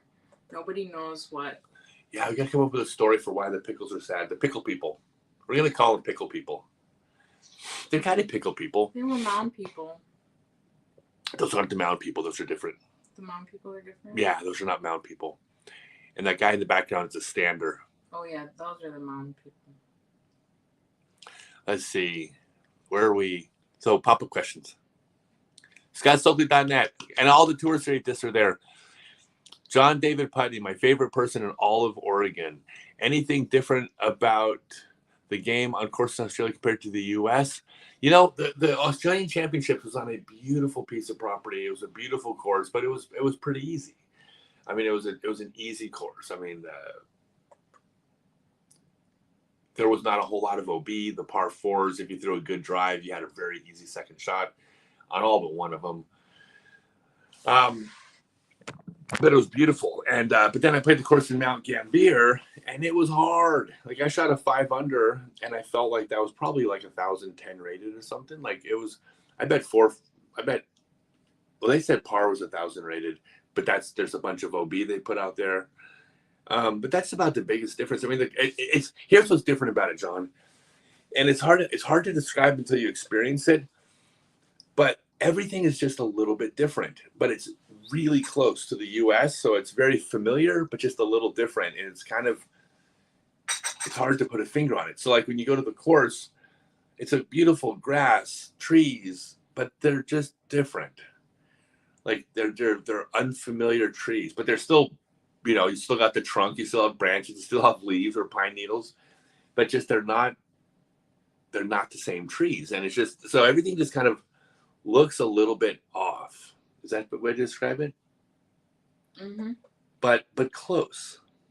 I mean, it's the way it is when you drive down the street. Like all the buildings are, like you could recognize it, you can get around, but it's just all set up a little bit different. And since they're all a little bit different, it just feels a little off. But nothing majorly different. Well, what about the game? Like you were explaining, like it was like the time. Yeah. Oh, the level of play here, the people in Australia are they're good. There's a lot of good players here, but it's a tick behind the U.S. and which is understandable. The game's newer here, so it's not like there's anything inherently not as good about Australian disc golf as U.S. disc golf. It's just it's existed in the U.S. longer, so the game has had more time to evolve. So there's really good players now, but they're getting better all the time. There's a bunch of really good 14, 15, 16-year-old kids out here. They rip a disc. They can throw like 450, 500 feet. Stuff that you see in the U.S. So the next generation is coming up is going to, like the next generation of disc golfers in Australia are going to blow away any of the modern top players because the game's evolving, right? And so that's kind of the experience, is that it's disc golf in the 90s in the U.S. It's just on a different timeline is all. But it's going to catch up. I mean, the people here, I mean, they're good. I mean, watch these kids play here. When the kids play here, it's the same feeling you get in the U.S. when you watch a 14-year-old kid play who can just rip the hell out of a disc. And you're like, Jesus Christ, dude. Where'd that come from? Can you tilt that down a little bit more? That you're like the banners are eating you. The what? The banners on the bottom are eating you. Oh, are they? Or yeah, sit up. I'll sit up. That's also I was slouching. Oh, so you need to bring disc golf to the Philippines. Actually, I got invited to a tournament in the Philippines that I'm not going to be able to make because it's 2 weeks after Cambodia and it just doesn't fit into the schedule. I can tell you this. I guarantee you 1,000,000% that I will play disc golf in the Philippines in the next few years, because I'm on the road, and when I'm not doing the European tour or the disc golf pro tour during the, say 6 or 7 month season, during the other 5 months, I'm either going south of the equator or Southeast Asia or both. So there's no way I don't play in the Philippines. That was on our short list. We're doing Singapore, Malaysia, Thailand, Cambodia to disc golf, and then we're going to do Laos, Vietnam, and then off to Japan. But we looked at Indonesia, we looked at the Philippines. We're going to go. I'm going to go to Mongolia too. That has nothing to do with anything. And that's got to be the middle of the summer. That's going to be hard. I want to go ride a horse across Mongolia. I told you that the day we met, remember? Yeah. I've been telling her that for 3 years. I'm going to ride a horse across Mongolia before I die. So that's nothing to do with the Philippines, but it's on that side of the globe. It's on the same list of. It's on the same list. We're going to get everywhere. I'm going to be disc golfing everywhere there's disc golf. I'm going to play, and hopefully everywhere there's not disc golf, I'm going to be helping to get people play. What's the weirdest ace I ever made? Have you ever made a glow ace? Oh, good question. I don't think I've made a glow ace. I haven't played a lot of glow golf. The weirdest ace. I had a near ace at the Australian Championships, and this was on Gatekeeper Media. I I threw my shot, and as soon as it left my hand, I turned around, looked at the camera. I said, "That's a hole in one." And then the disc flew a little bit longer, and it skipped up, and it skipped and slowed down and hit dead center chains, and then popped right back out at me. That one should have stayed, right? Mm-hmm. It was going slow. The weirdest ace I ever made. You haven't made one since I've been around. Yeah, she's never been with me for almost 3 years now. Has never even seen an ace. I never get aces. The problem for me is that I've always been, because I've thrown backhand and sidearms, is that I'm always throwing hyzers. And I'm not only just throwing hyzers, I'm always aiming like 30 or 40 feet short of the basket and to the side, because the ground play means an ace would be a terrible throw.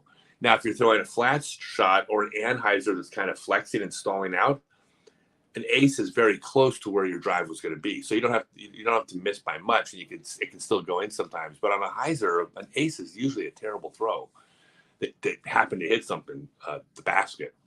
So I just don't get a lot of aces. It's really awful. I don't.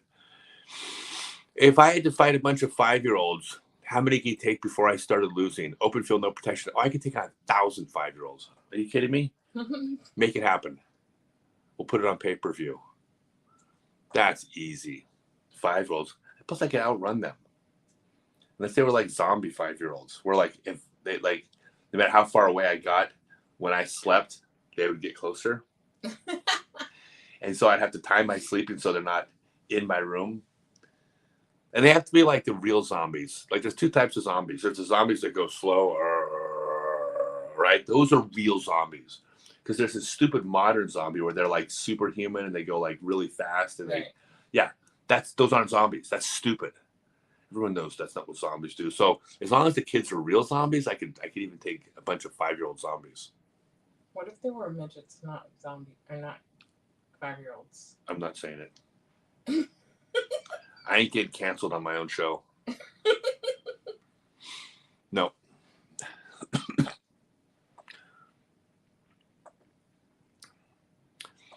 Speaking of wrestling and stretching, have I tried DDP yoga? I have not tried DDP yoga, but I am a fan of DDP. Certainly a fan of the good he's done in the world for, well, you obviously know all the stuff he's done for, he did for, well, he's dead, but he did for Scott Hall and Jake Roberts and someone else. You actually took someone else in not that long ago. Yeah, I love DDP, but I haven't tried the yoga. I'm more of a gym guy. What does that mean? What, DDP yoga? Diamond Dallas Page came out with a yoga program that apparently people have raved about. It's not just stretching. It's very much about stretching and strengthening. And you get stronger doing it, but I'm still just a fan of just traditional resistance training. Yeah. Like I don't want to get clever with it. I just want to like press weights with the correct biomechanics so I don't get injured, and you press it really hard so you tear the microfibers in your muscles, and so they grow back larger than before and you get stronger. I'm more of a simpleton in that way. 6'3" and still flexible. So reach back as far as I can reach, even if your shoulders are nearly 180 degrees from the target is fine. I don't want to like give you a specific number and say, well, if 180 degrees isn't fine, but 170 is. I'm just saying, allow yourself to reach back. There can always be a point of diminishing return with anything. So yeah, there's probably a point where you could reach too far back, where you've rotated so far that you now lose control over the disc. But if you reach back farther and you throw farther, and you reach back farther and you throw farther, and you reach back farther and you throw farther, reach back to there. But if you reach back even farther and all of a sudden you start to lose the power or lose your accuracy, don't reach back that far. But if you're flexible, you can figure out where that line is for you. So that line might not be at full extension for you, but you'll have the flexibility to go back. Let me know if there's any disc golf courses in Kyoto. Are there disc golf courses in Kyoto? There absolutely are. I've already found 3. Oh, we already found 3 disc golf courses in Kyoto. Yeah. Yeah, and we're going to Kyoto. Because that's just south of Tokyo, right? That's where one of the most famous castles are. So yeah. Okay, yeah. So we are going to Kyoto because we're doing like a 2-week or 10-day cherry blossom tour that actually starts in Tokyo and it goes all the way down through Kyoto into Hiroshima, up to, I can't even remember the names, but some was it Osaka? Mm-hmm. Osaka, maybe, like some cities you've heard of. But it's a fairly, well, we're not taking an organized tour, like formal tour, because they allow children on those tours, and nothing against children, but I don't want to be stuck with one for 2 weeks traveling around Japan. So we're going to be doing it on our own, but we're basically following what is effectively like an organized tour schedule. They bloom and they go up the country during that time of the year, right? So when they're blooming here, and a couple of days later, they're further north. So we have to follow like a pretty strict schedule of locations.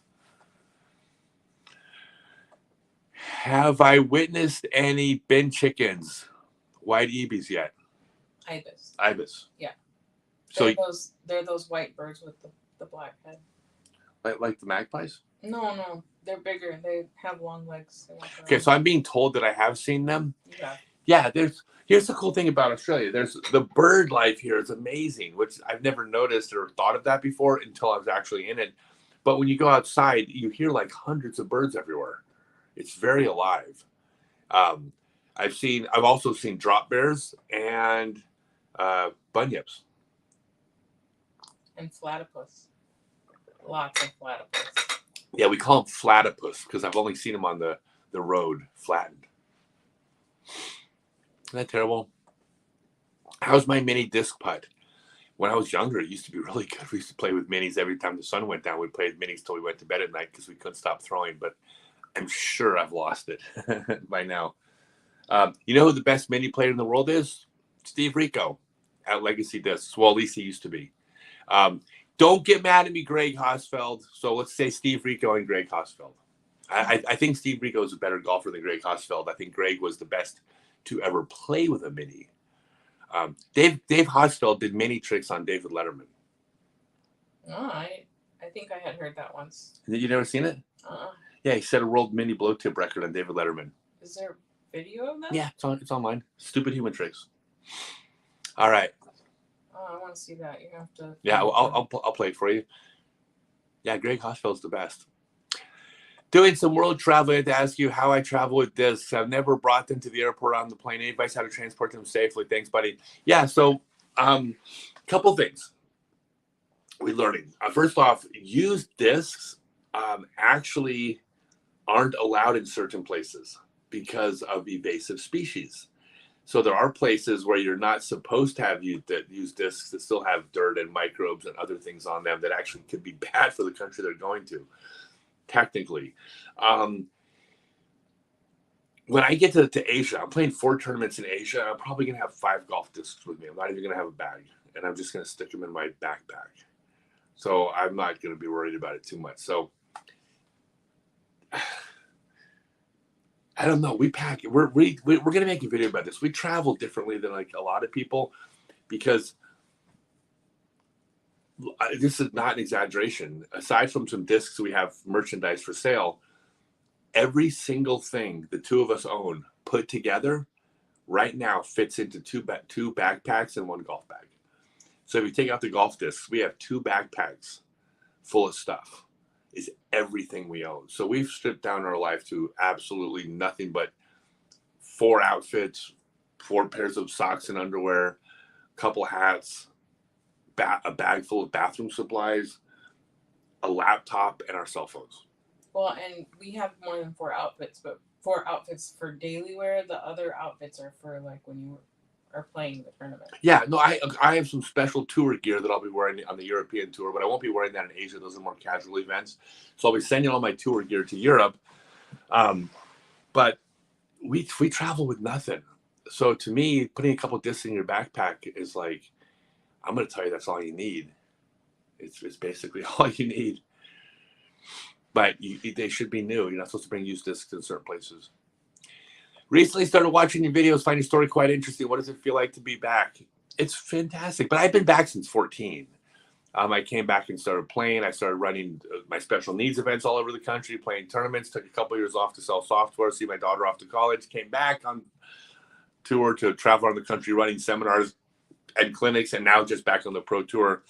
I mean, it's the best thing I've ever done in my life.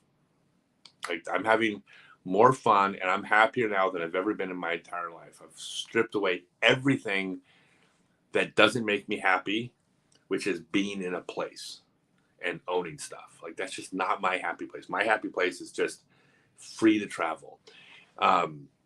Here, I'm going to go. Ready for this one? How's it feel to be back? I'm going to get on a rant here. Some of you have heard this. Some of you, probably most of you haven't.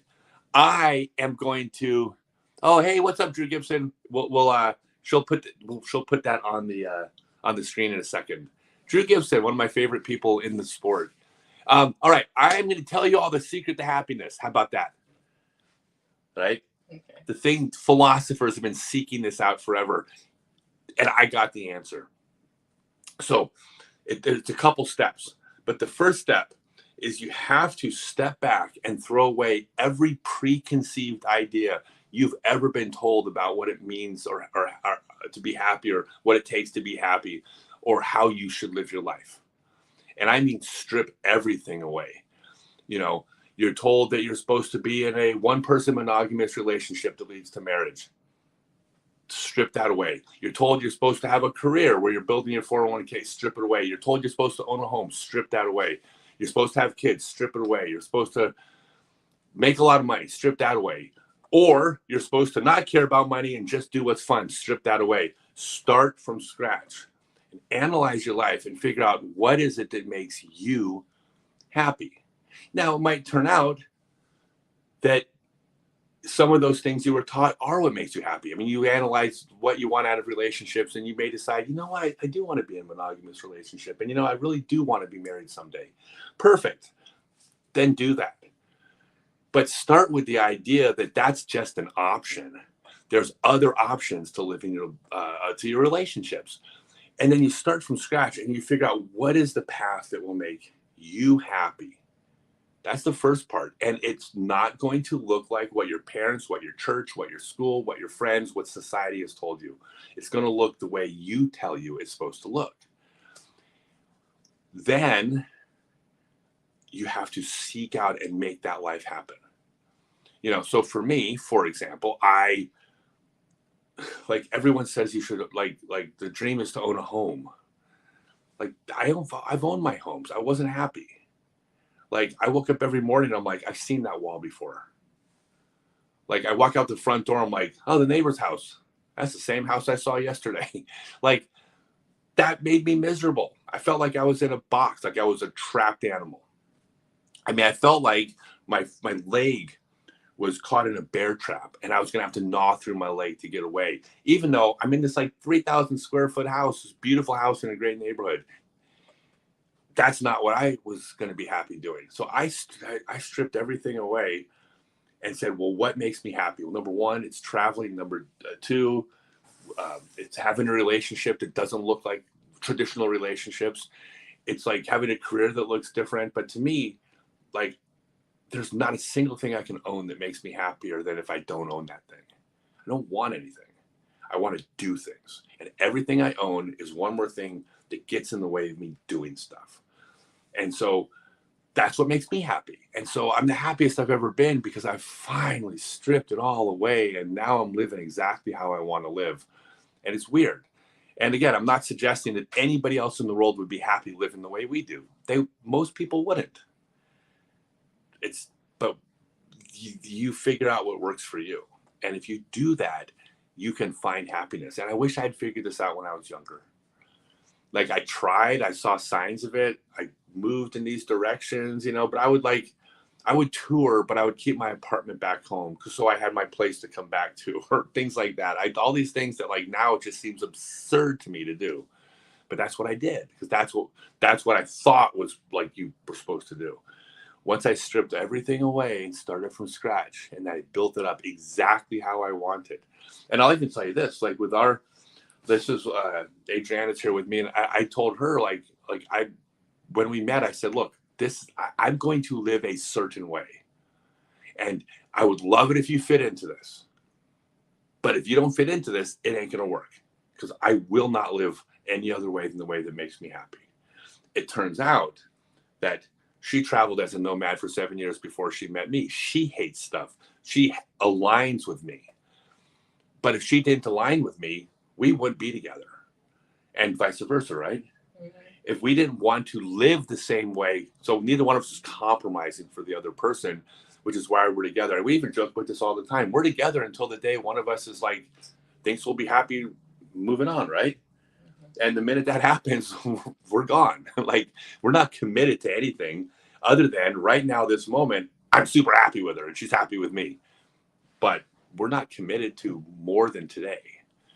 And because we're not going to get roped into living how we don't want to live in any way. So, anyways, that's the trick. That's the trick to being happy. Strip it away and then go after it. And then tell everybody to shut the hell up when they try to tell you what you're supposed to do to be happy. Nobody knows but you how to be happy. Here, pop Drew up there. What's up, Drew? Drew Gibson, one of the greatest disc golfers in the world. He just won the Australian Championships. He started off the year by winning Vegas. He's absolutely one of my favorite people in the sport. He's got, I will mark it. I'll do some promotion for you, Drew. He's got discs out. So Drew is one of the best business people in the game. There's only a handful of people that are really doing good business, but Drew's one of them. He's got his own discs coming out, his own disc line that he's releasing or has released. So I couldn't endorse Drew any more than I do. If you want a pro on the pro tour to follow that you can root for, the cool thing I like about, I'm going to talk about you like you're not here, Drew. The thing I like about Drew is he's the most no nonsense, say what he thinks person out there. And some of you won't like that. Not everybody likes someone that just has an opinion and just states their honest opinion. But I personally love that because with Drew, you always know where you stand. If he doesn't like something, he'll tell you. If he doesn't tell you he doesn't like it, you can assume he likes it. Like there's no mystery. It's a very simple friendship, relationship because what you see is what you get. Isn't that do you prefer that, right? Mm-hmm. That's so much easier to interact with people where you don't have to wonder if there's a facade, if they're bullshitting. Mm-hmm. And then you either like the person or don't like them. But anyways, yeah, so I thank you, Drew, for stopping by. I'm a huge fan. You know that. Always have been. Buy his stuff. Billy Buckner, best forehand roller disc for distance. Okay, here's the cool thing about forehand roller discs. They're going to be a little different than your backhand roller disc because discs basically fly through the air they roll on the ground basically the way they fly through the air. If you have an understable disc, when it rolls, it turns to the right. If you're throwing backhand right-handed, a stable disc will generally roll straight. Overstable will tend to roll to the left. It's not exact, but it's a good rule of thumb to follow. Well, that means that a straight flying disc, in theory, will roll the farthest because a straight flying disc, one that flies straight, a stable disc, will also hit the ground and roll straight. It won't turn right or left, which means you can get more distance. Now, the reason that applies to the sidearm versus the backhand is that with the backhand, there is a point of diminishing return when you try to roll a stable disc, because a stable disc, you have to lean all the way back and throw the disc up here at this awkward angle. So inevitably with a backhand, you're going to choose an understable disc that you can throw in a more traditional way, and it does the turning for you. However, since it's doing the turning for you, that means when it hits the ground, it'll also continue turning, will not roll as far as a stable disc. But you choose it because it's an easier delivery. None of that applies to the sidearm. Because with the sidearm, when you want to throw a disc vertical, you simply raise your arm. You go from a sidearm to an overhand. Because of that, you can then throw a more stable disc sidearm than you can backhand. So you actually will have a slight difference between the discs you can throw sidearm roller discs and discs that you would prefer to throw backhand roller discs. None of that applies to air shots. There's no such thing as a sidearm disc in disc golf. Air shots, they're just mirror image flights of each other. You'll throw backhand and sidearm with the same disc. But rollers is not quite the same. So that's the information. Generally, my favorite disc that I've been rolling is the Kevin Jones Reverb. That's what I like throwing for my sidearm rollers because it's stable. Now, for backhand, I have a disc on my website, which is the Assassin from Gateway, which is the best backhand rolling disc, because with the backhand disc, you want it to turn for you. That's what the Assassin does. I don't sell reverbs. But by the way, hopefully I have credibility, because one of the 2 roller discs I'm endorsing, I don't even sell.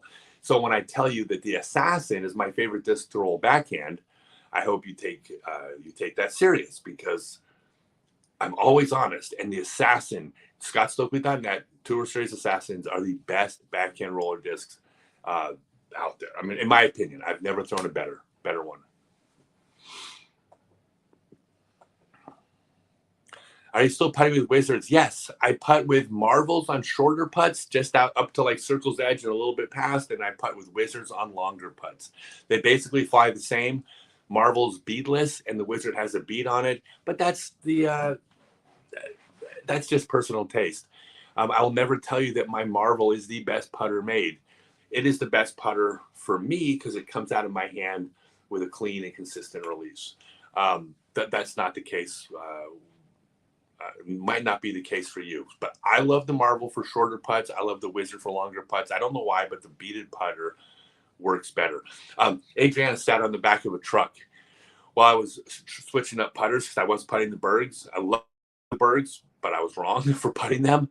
And she sat there day after day after day, like 500,000 putts a day, just keeping track of putts. And I had 8 different putters I was playing with from all these different distances, and she just kept numbers.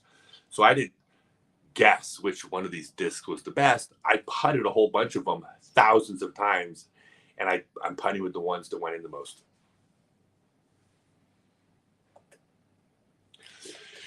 What is the story again on how you got the Rico brothers in trouble and wrote on them? I got drunk at Stokely's place.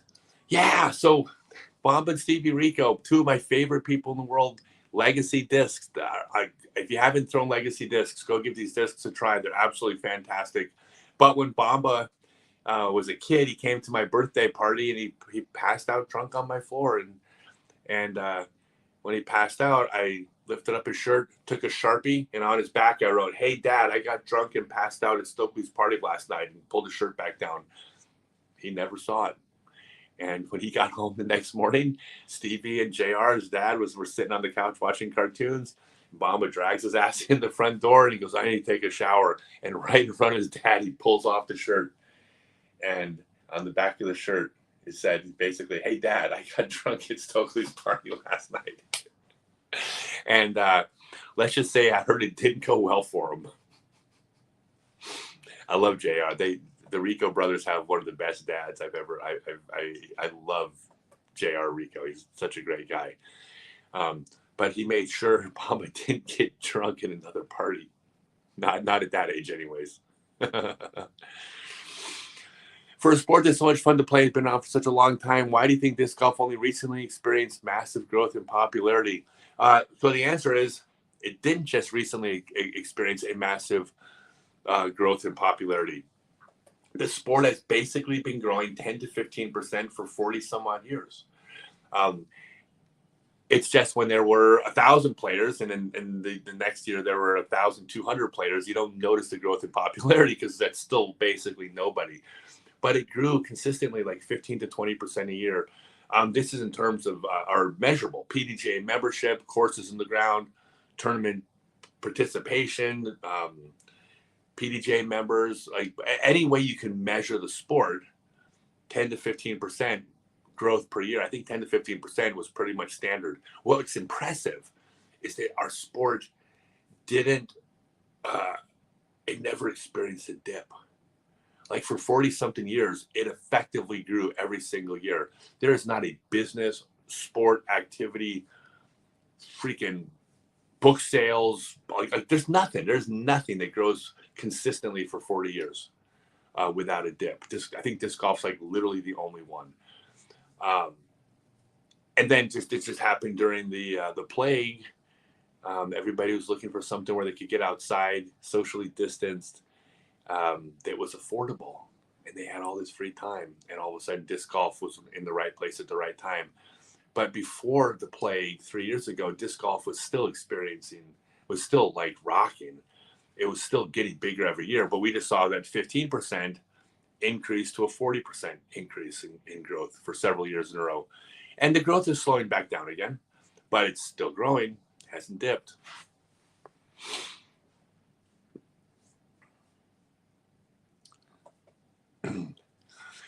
Tips for breaking out of a bad form habit of 9 years. Yeah, stop doing it. I just earned my money. How about that? No, so breaking out of a bad form habit can be difficult, but I promise you, you can break the habit. Here's what you have to do. You have to slow the throw down until you get to a speed where that thing that you were doing isn't happening. And then you must slowly increase from there. I'll give you I'll just make up an example. But let's suppose, like hypothetically, the habit you're trying to break is that when you reach the disc back at the furthest point back, you turn it this way before throwing it. And you don't want to do that, right? You don't want to like take the disc off its plane and then have to put it back on its plane. So you're trying to break that habit. But the problem is when you throw full speed, no matter how much you try, it just tweaks back here. It just happens automatically. You cannot make yourself stop it at full speed. All right, let's suppose you throw 100 meters. It happens every time you throw 100 meters, no matter what you do. Well, try throwing it 80 meters. It probably still happens. What about 60 meters? Probably still happens. All right, well, screw that. Try throwing the disc 2 meters, 6 feet. Okay, well, at 6 feet, you can do this. Okay, clearly now we know for a fact there is a speed where that bad habit isn't happening. It's less than 60 meters, but it's more than a 2 meter throw.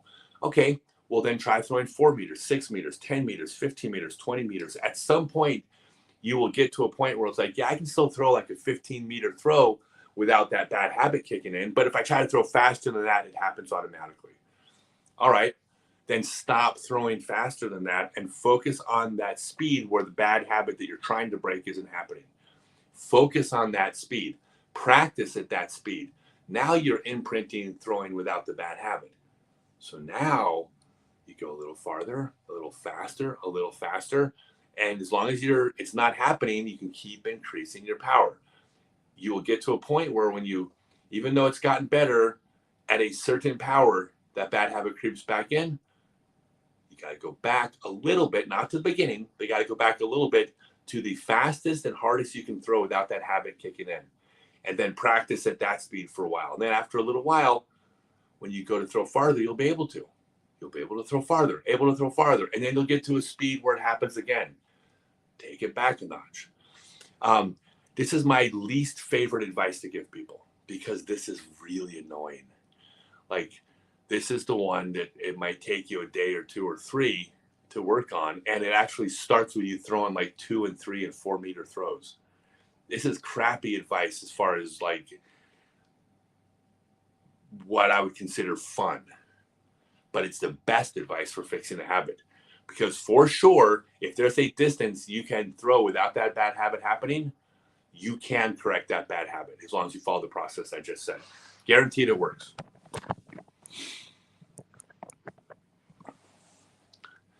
Dan Kilgore. Dan, I love you, Dan. Good to hear from you. How do you find out which countries don't allow discs and which one allows used discs? I don't know. It's a good question. The Department of Home, whatever, they're like Home Security. Yeah, their Department of Home Security. Homeland Services, I think is what it's called in Australia. In Australia, it's Homeland Services. Every country is going to be different. Basically, the Customs Department. Yeah, so like probably the Customs Department. I mean, look, there's a video that just came out or maybe it was from last year, from Real Life Lore, one of the best YouTube channels out there, about the invasive species problem in Australia. And Australia, because it was so isolated for so long, the animals, the flora and fauna they're not as able to adapt to changes as quickly as species in places where they're constantly being invaded by other flora and fauna, right?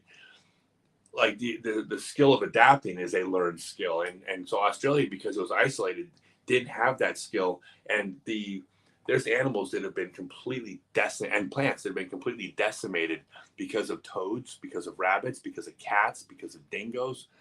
And bacteria. And all sorts of things. Dirt, because there's like animal feces that got picked up in a park, and it's traveling on your stuff. Exactly. Like viruses get into the country here that like all the, there's viruses that every, dog in America just like has, or, or bacteria that it has in their gut. It doesn't even affect them because, but then you bring that same bacteria to an animal and all of a sudden it affects wallabies. So it's a big deal, but I think there's places like Australia that are very, very much more vulnerable to it than other places where there's going to be a lot more like I don't know how you bring an invasive species to like Southeast Asia when there's so many different species and countries. They're probably way better at handling it, but Australia is getting clobbered. So I just have to just Google it. Yeah, it'll be country by country. Biggest progression in the sport today, the women's game, hands down, not even close. The evolution of the women's game in disc golf. And by the way, I'm not being 2022 politically correct bandwagon person when I say that. I'm very honest with my opinions. The women's game has evolved far more than the men's game as far as where it was to where it is now. It's unreal. Like just go watch Ella Hansen throw. That's it. Like you can count on probably 2 hands and 2 feet how many men in her home state can outthrow her. And by that I probably mean like maybe on one hand. Like she throws like 500 feet. Like that never would have happened 10 or 20 years ago. So I would say that is the biggest progression skill wise. Before that, I would say it was the evolution of the sidearm when people started finally figuring out that they should throw sidearms. That was probably the biggest progression. Then here's the next progression is I think you're going to see more and more people throwing the grenade. I think Kevin Jones is rewriting the world on that. And the fact that everybody isn't picking up and throwing it is insane. So here's the thing like about the grenade. Kevin Jones has all the throws. If Kevin Jones steps up to a hole and he has all the throws, yet he throws the grenade, it probably means it's a grenade hole. That's probably the best throw for that hole. I mean, it's logical. If a person can throw all the shots, including grenade, and chooses the grenade is probably the best shot for that hole. The reason why other players aren't throwing the grenade is they don't have that shot or they don't have it as good as him.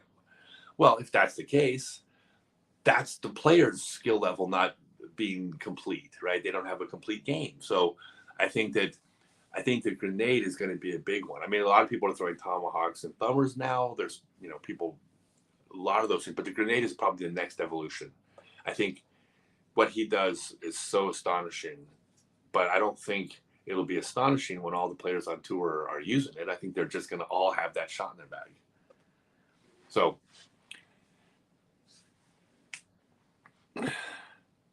awesome answer.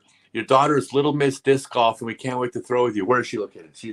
Oh, you're in. That's right. We're going to shoot a video with you in Tasmania. That would be awesome. I cannot wait to meet Little Miss Disc Golf when we come to Tasmania. It would be great. Meters have been gone too long already. What is a meter?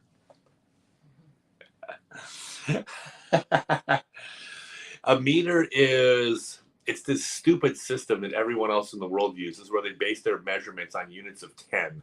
Like, how stupid is that? Oh, she's in New Zealand, sorry. Oh, she's in New Zealand. Okay, we'll see her. Oh, she's in Christchurch. Yeah. That I do remember. I'm sorry, I do remember that now. We'll see. Tasmania, New Zealand, they're just islands.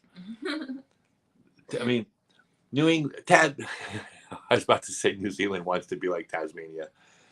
And then I realized that a bunch of people from New Zealand are watching, including them. Yeah. So the meter. The meter, yeah. So around the world they got this stupid system where everything's based on 10 of this and 10 of this. When everybody knows it's far easier to have, 3 feet to a yard and 5,280 feet to a mile. I mean, that's so much easier than everything being 10 or 100. Crazy. Don't worry, the world will catch up and start using miles and gallons and Fahrenheit. They're just slow to catch up. All these hillbillies out here in the world using the metric system. USA. Isn't that why they're trying to teach us new math? No, I was around in the 70s, by the way. It was so funny. I'm sorry, I don't mean to make fun of America. That's still my home country, but I'm going to make fun of you all a little bit. So in the 70s, they did this big push to teach the metric system to everybody. And 300 million people at the exact same moment all went, duh. Huh? That actually happened. Like, actually, you could hear it vibrate from miles away. You ever hear 300 million people all make the exact same sound at once? They did. So, anyways, yeah, it's never going to catch on there. It's just it's way too easier of a system. Pickle me on full send. Does the disc rip out of your hand? You let it go. It rips out of your hand. If you had to actually let go of the disc at the right moment, the precision in doing so would be, I just think it would be impossible. All you're doing is you're taking this object, you're accelerating up a line that you drew when you threw. Everything's geared towards pulling this object up this line. At some point, since your arm's attached to your body, your arm can no longer continue up the line, and therefore the disc involuntarily rips out of your hand at the end of the line. If you were to release early, the disc would, if you're throwing right-handed backhand, the disc wouldn't go left of what you're aiming. There's no such thing as an early release. If you actually did release the disc too soon, it would go on the same line that you would throw if it wasn't an early release. It would just leave your hand without snap and go shorter. But yeah, the whole release, early and late release thing's a myth.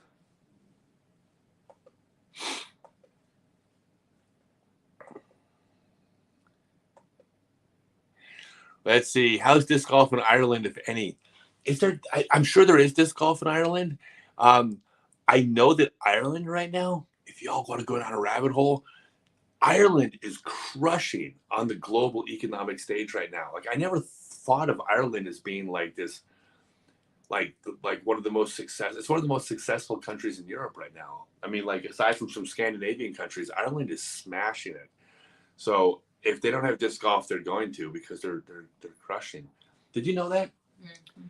Yeah, I never thought. If you asked me to make a list of which countries in Europe were doing the best, and I had to put them, if I was just to guess and put them in order, like I wouldn't have Ireland that high up.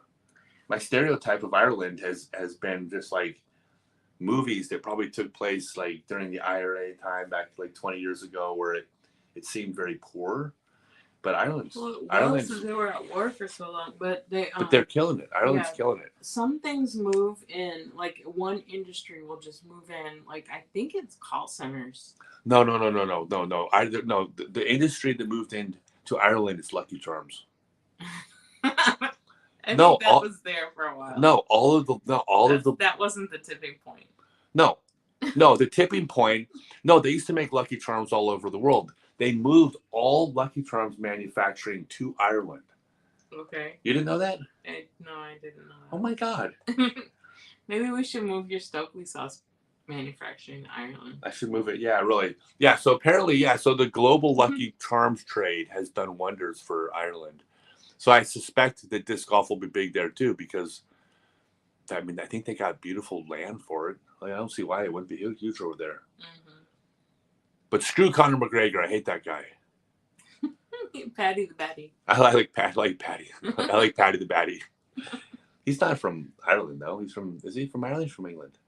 His name is Paddy. Doesn't that automatically? Oh, yeah, his name's Paddy. He's Irish. Okay, I like Paddy the Batty. Okay, I like Paddy.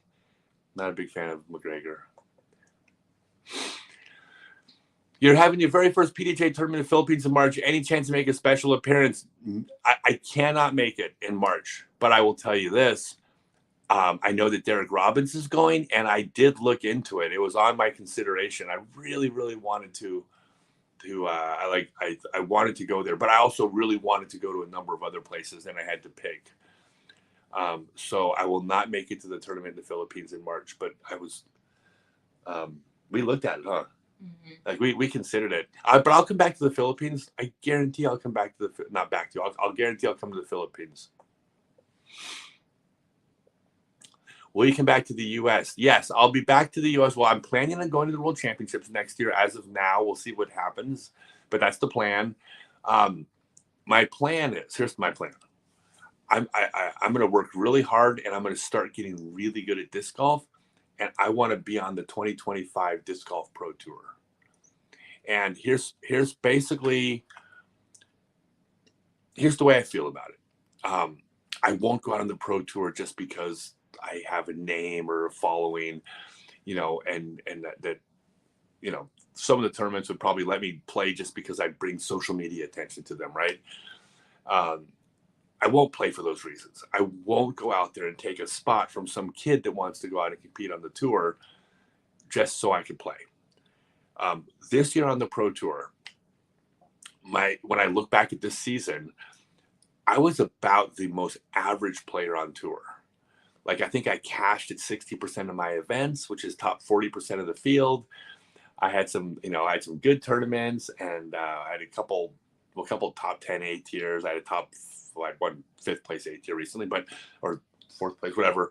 But I finished 11th place at a DGPT event, right? But I also had some really bad finishes when I was dealing with the E. coli. But I was basically about as average of a player as you can get on tour. If I'm average, I belong, right? Like the average NBA player is a 6th string player on an NBA team. Well, if you're 6th string on a 12-person team, you certainly belong in the NBA because there's room for 12 players, and you're like the 6th, whatever, best.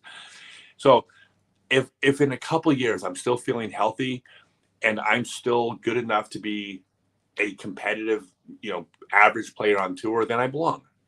Like, no one would argue that an average player doesn't belong out there. And if I'm playing at that level, I plan on being back in 2025 to do the tour again. I don't see why I would. I'm only going to be 55, and I'm in great shape. And I'll get 2 more years of practice. I'll get better. I'll get 2 more years better, right? Mm-hmm. Yeah. But by the way, I'm not going out there just to participate and be average. I mean, I'm still going out to win. I believe an average player can put it together for a weekend and win. An average player on the Pro Tour, I don't care if it's on the Pro Tennis Tour, the PGA Pro Tour, an average player in a sport can have a good weekend and win on a given weekend. So I believe if I'm an average player, 1,010 rated, whatever, middle of the road player, that I believe I can win, and I will be going out to win. So absolutely, I plan on coming back. Do you think Chandler Cameron is going to break out a badass backhand next season? Do you believe that there's treasure on Oak Island? Those are the most unrelated questions ever. I love Chandler. Chandler's probably, I would say, of all the players I met for the first time on tour this year, I probably got closer to Chandler than anybody. I really like that kid. He's a great guy. I hope he does.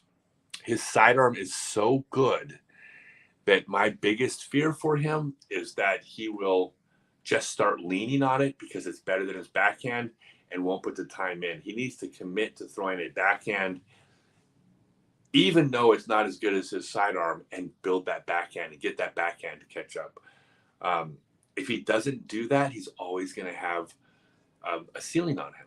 And it doesn't mean his ceiling isn't really, really good. It doesn't mean he can't win. Chandler Kramer could go out and win on the Pro Tour on a given weekend. He's good enough to do that. But he's better with the backhand. Period. 100%. Irrefutable. He's better when he learns his backhand. He's a better player, which is scary because the sidearm's so good. Imagine he was better. Yeah, it's scary. Bro, will you please come to a seminar in the Southeast, like Atlanta, Chattanooga, Birmingham? Okay, so good news and bad news. Well, I'll start with the bad news. I won't be in the U.S. for a number of years, and I won't be doing seminars if I come back in 2025. I got to slow down my schedule. I'm like, the pace I've been going at for the past couple of years is not sustainable at my age. Jonathan Nicholson is out there teaching Stokely method seminars all over the U.S. If you go to scottstokely.net, look at the seminar schedule, you will see events that he is running. He's traveled with me, he's trained with me, he's learning my entire method of teaching. And if you come out and to one of his seminars, it'll be every bit as good as if you come to one of my seminars, because it's the same method. We're teaching the same process. Remember, the Stokely method is not a method of throwing. I don't throw, or I don't, me and Drew Gibson and Paul Ulibarri and Philo, and it doesn't matter. We all agree, like probably 97%, that's the right way to throw, that's wrong. Like, there's a right way to throw. What the Stokely method is not a method of throwing. The Stokely method is a process, a step-by-step process for you as an individual to learn how to throw correctly. Because what I do not believe and what I don't teach is the end result. I don't teach foot here, shoulder here, rotate here, lean here, shift weight here, transfer, brace, and power pocket, blah, blah, blah, blah, blah. I don't teach that. I don't think that works. If it worked to just do the end result, then everybody could just watch a slow motion video of Paul Macbeth throwing and then very carefully mimic Paul's movement and Paul's timing, and holy crap, now I throw far. Like, y'all have tried that. It doesn't work. What the Stokely method is a process to get there. I have you do certain fundamental things. I even have you do things wrong as part of the step-by-step process to get there. So you're going to be doing these certain things.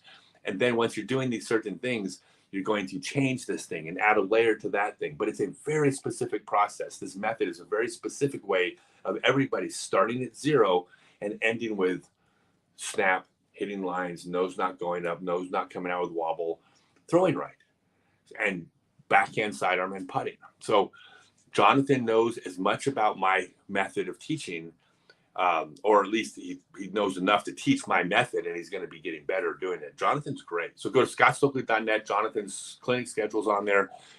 You can also do my online class, my 6-month Become a Complete Disc Golfer class, and you're going to be learning all that over 6 months online as well, too. scottstokely.net. Hey, check this out. Put up the discs. If you haven't seen the Stokely Universe discs, the new ones are out. Are the new ones. The new one is out. Go ahead and zoom in on it. Check this out. This is unbelievable. That is available at scottstokely.net. It's from the artist Creative Rob. This is his newest design. We have a new design coming out every single month. These are on Discraft ESP buzzes. This is the coolest disc. I mean, that's cool. Well, it's the cool. It is the coolest disc. Discraft buzzes are great, but this is the coolest artist we have ever seen. Both of us, me and Adriana. This is like, he is our number one favorite artist in the world. He's so good. And he's designing a new disc as part of this theme every single month. So if you're looking for a Christmas present, or if you just want to start collecting them, or if you want to throw them, they are $30, where we didn't gouge on prices. They're the same price as any other full color disc, even though they're special because they're from this collection. We're still charging them. And then the minis, scroll up to the minis. The minis are, what size are the minis? They are that size. They're mini judges, so they're mini. Mini Yeah, they're mini judges. They're full color judges, but that's the size they are when you hold them up next to a disc. And we also have, if you look down below, the two on the right have already been out, but the one in the middle on the bottom row, that one was out, but the blue version of it is now out as well. So that's also available at scottstokely.net. So if you want to be collecting these discs, which I hope you do, go to scottstokely.net. Yeah, it is a brand new one, Rigger. How cool is that? It's sick, right? Mm-hmm. Yeah, it's crazy. This guy is so talented.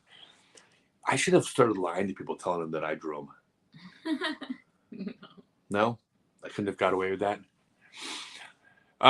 This year we saw Gannon emerge. Who's next? Cole Dallin.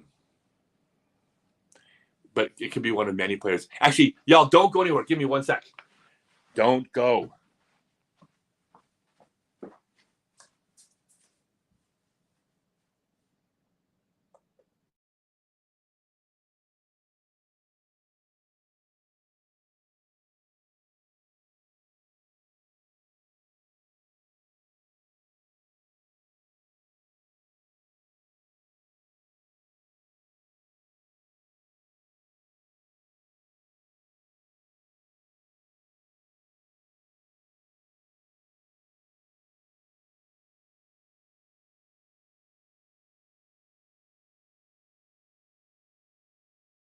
$47, and now we have unmuted the mic. Thank you.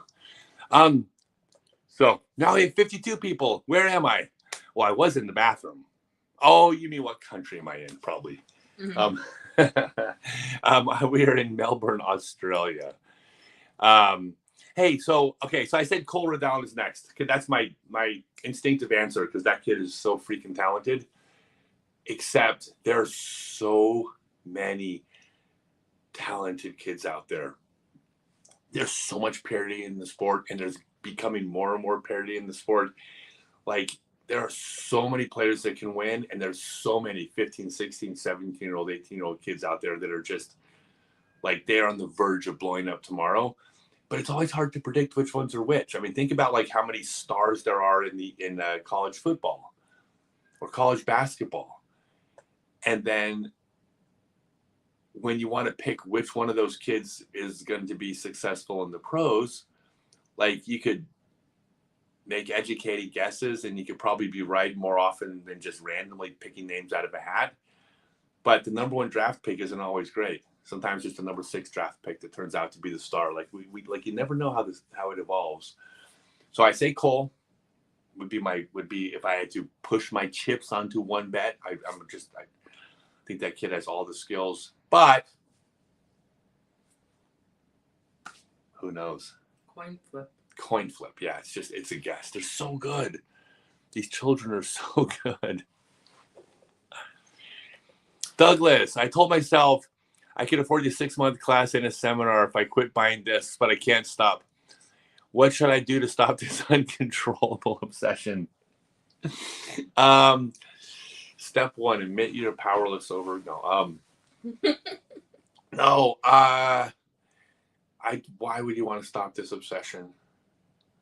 Like, there's so many things to be obsessed with. This is a good one. No, what you're gonna do is stop buying discs, learn how to throw them all right, and then they'll be like all new discs. Yeah, they will be like new discs once you actually learn to throw right, because all of a sudden when you have snap and the nose isn't going up and you're hitting your lines, all of a sudden they're going to fly differently than they did before. Here's what you can do. Sign up for the 6-month class. You can pay month to month. So it's $50 a month. So you don't have to pay the whole $300 for 6 months up front. You can just do it. It's a 6-month class. You still got to pay every month for the 6-month class, but you can do it. You can do it for $50 a month. Installment. So that's now you don't have. Now there's no excuse. But I ain't gonna give you advice on how to stop obsessing over the sport. Sorry, the sport's good for you. So I have a song called Torture Soul, inspired by disc golf on all platforms, if you are curious. Yeah, happy to. Send me a link. I actually have, oh my God. I'm going to drop a little hint because I'm about to start teasing it. There's a documentary coming out about me, and I think it'll be ready in January. And in addition to a documentary, an amazing musician, and I won't give any details out, wrote a song and produced a music video about me. Like, how weird and insanely cool is that? And that's going to be coming out shortly here. I mean, it's all done. It's just the song's waiting on the documentary because the song's going to promote the documentary. So it's actually a song out about me. It's called Stokely. Swear to God. My world has gotten so weird.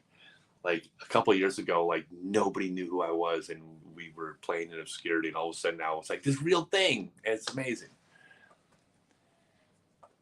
I still have Tour Series Bergs. Yeah, they're still on the site, right? Yeah. So yeah, scottstokely.net.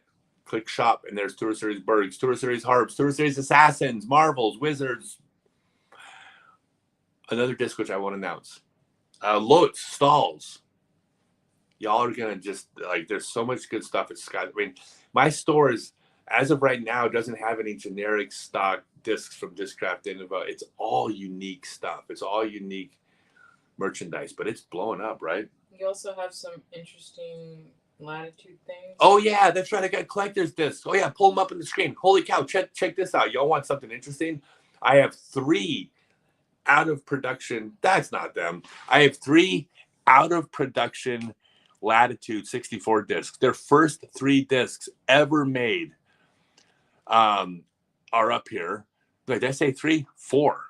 There's the Cenis, Primitus, Primitus, Mirus, and Medius. So their first 4 discs, all of Matter Production, are available on the website. One of them was like $80, and the other ones are like 20 because one of them is rare, much rarer than the other 3.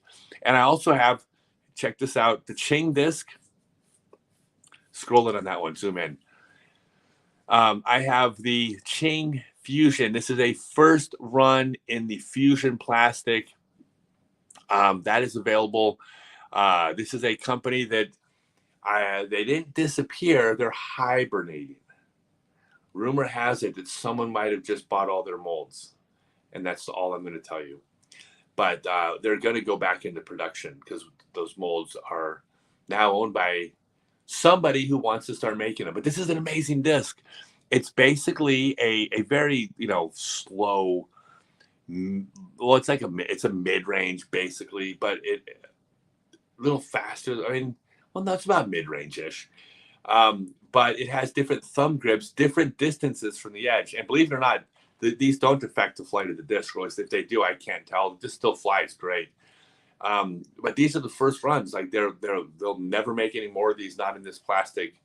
And this is from Ching Discs. So if you want a part of our sports history, all of those discs, the very first 4 discs ever from Latitude and the first disc from Ching, pretty cool stuff. And we got a few.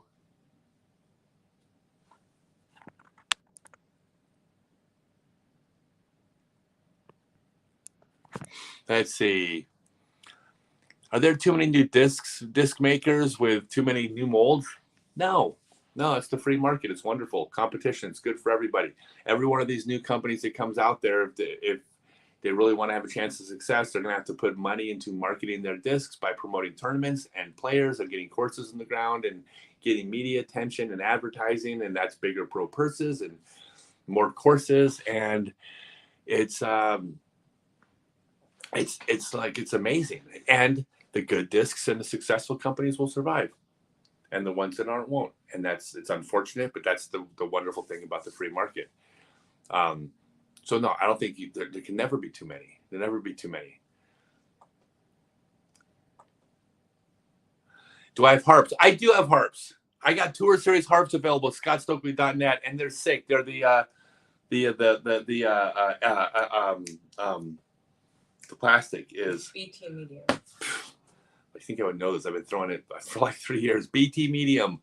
I love the harp. That's my number one go-to mid-range disc. I love the harp. It's slightly overstable, but I love the fact that when it gets beaten up, it flies exactly the same as when it's new. The disc, it's always good. I love the thin rim on the harp because I find it easier to get a clean release on the sidearm with a thinner rim disc than a thick rim disc. So I love the harp. Yes, scottstokely.net, there's harps. There's also packs. There's putter packs. Let's see. Is it a disc that I think it is? Not sure what you mean. Is what a disc that you think it is? Maybe the Juju. The Juju? Yeah, the one from Ching. What do you think about these weird floppy type discs, silicone or rubber? I think they're really fun. I ain't gonna shit on anybody else's discs or anybody else's company or anybody else's ideas or innovation.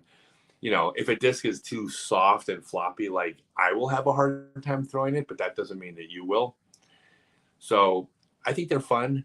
They're not nothing. They're not ones that I would throw, but that doesn't mean they're bad.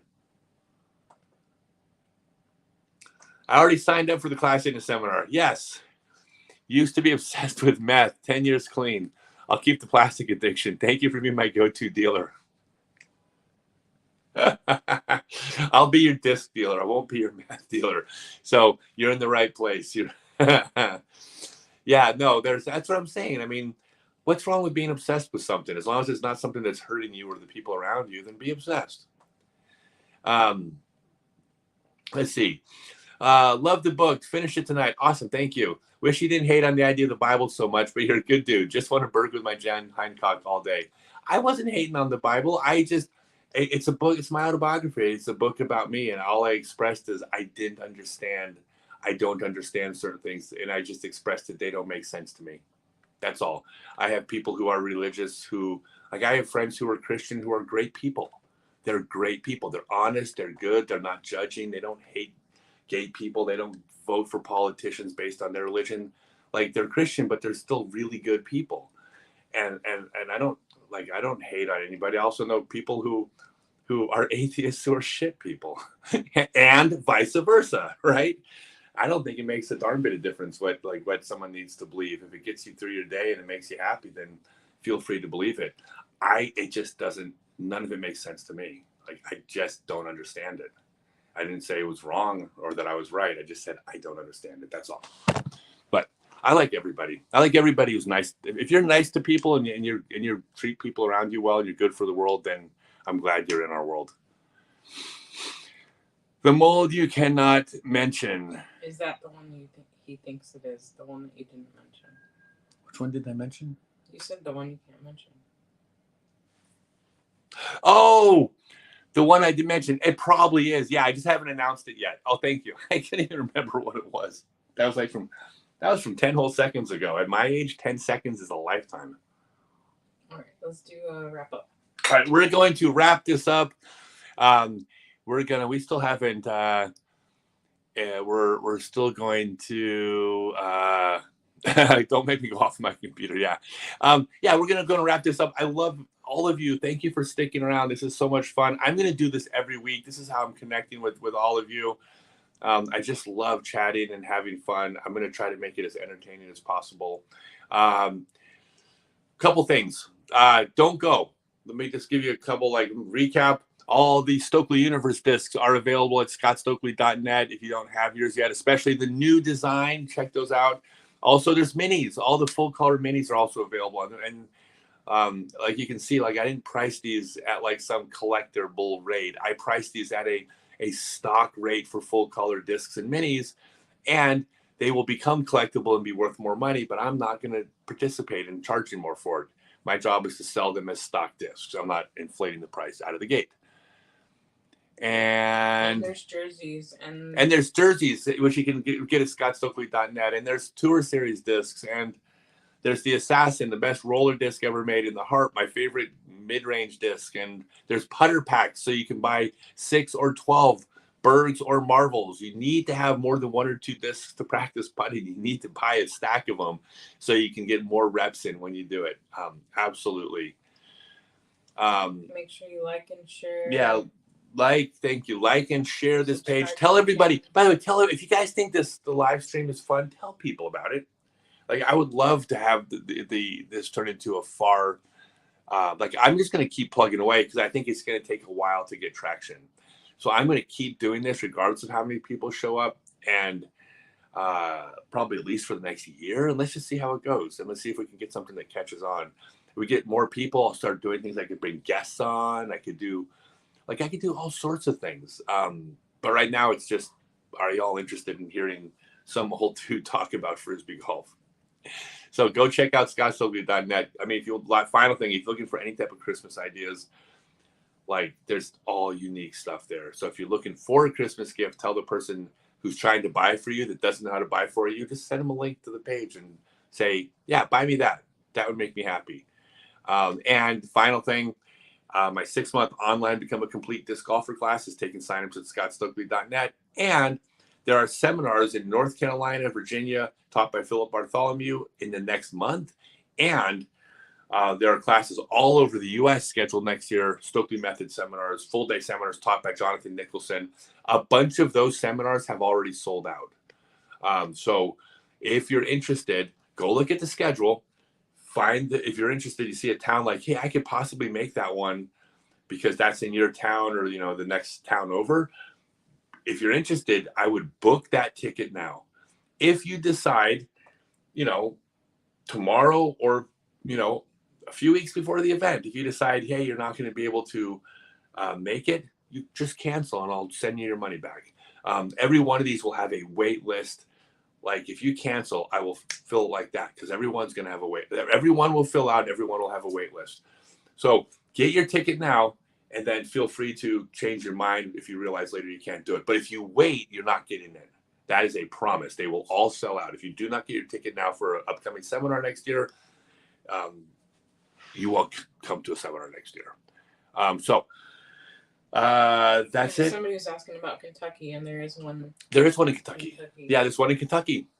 Again, scottstokely.net. Just click on instruction and click on seminars, and you'll see the full list next year. I hope you all take advantage of it. Jonathan Nicholson and Philip Bartholomew are fantastic, unbelievably fantastic teachers. It's a 9-hour seminar. Lunch is included, and you are going to leave there better at disc golf than when you showed up. Just like my 6-month class, you're not going to leave there thinking, hey, that was a lot of fun. You're going to leave thinking, holy crap, now I know how to throw far. Now I know how to hit my lines. Holy crap, 20-foot or 6-meter putts are going in now, like every time. Like I couldn't recommend. I'm very proud of my teaching and my method I developed. So go check those out, everybody. All right. I will not do a review of the top 5 Australian pickles because there are 0 of them. There. All right. We'll see y'all next week.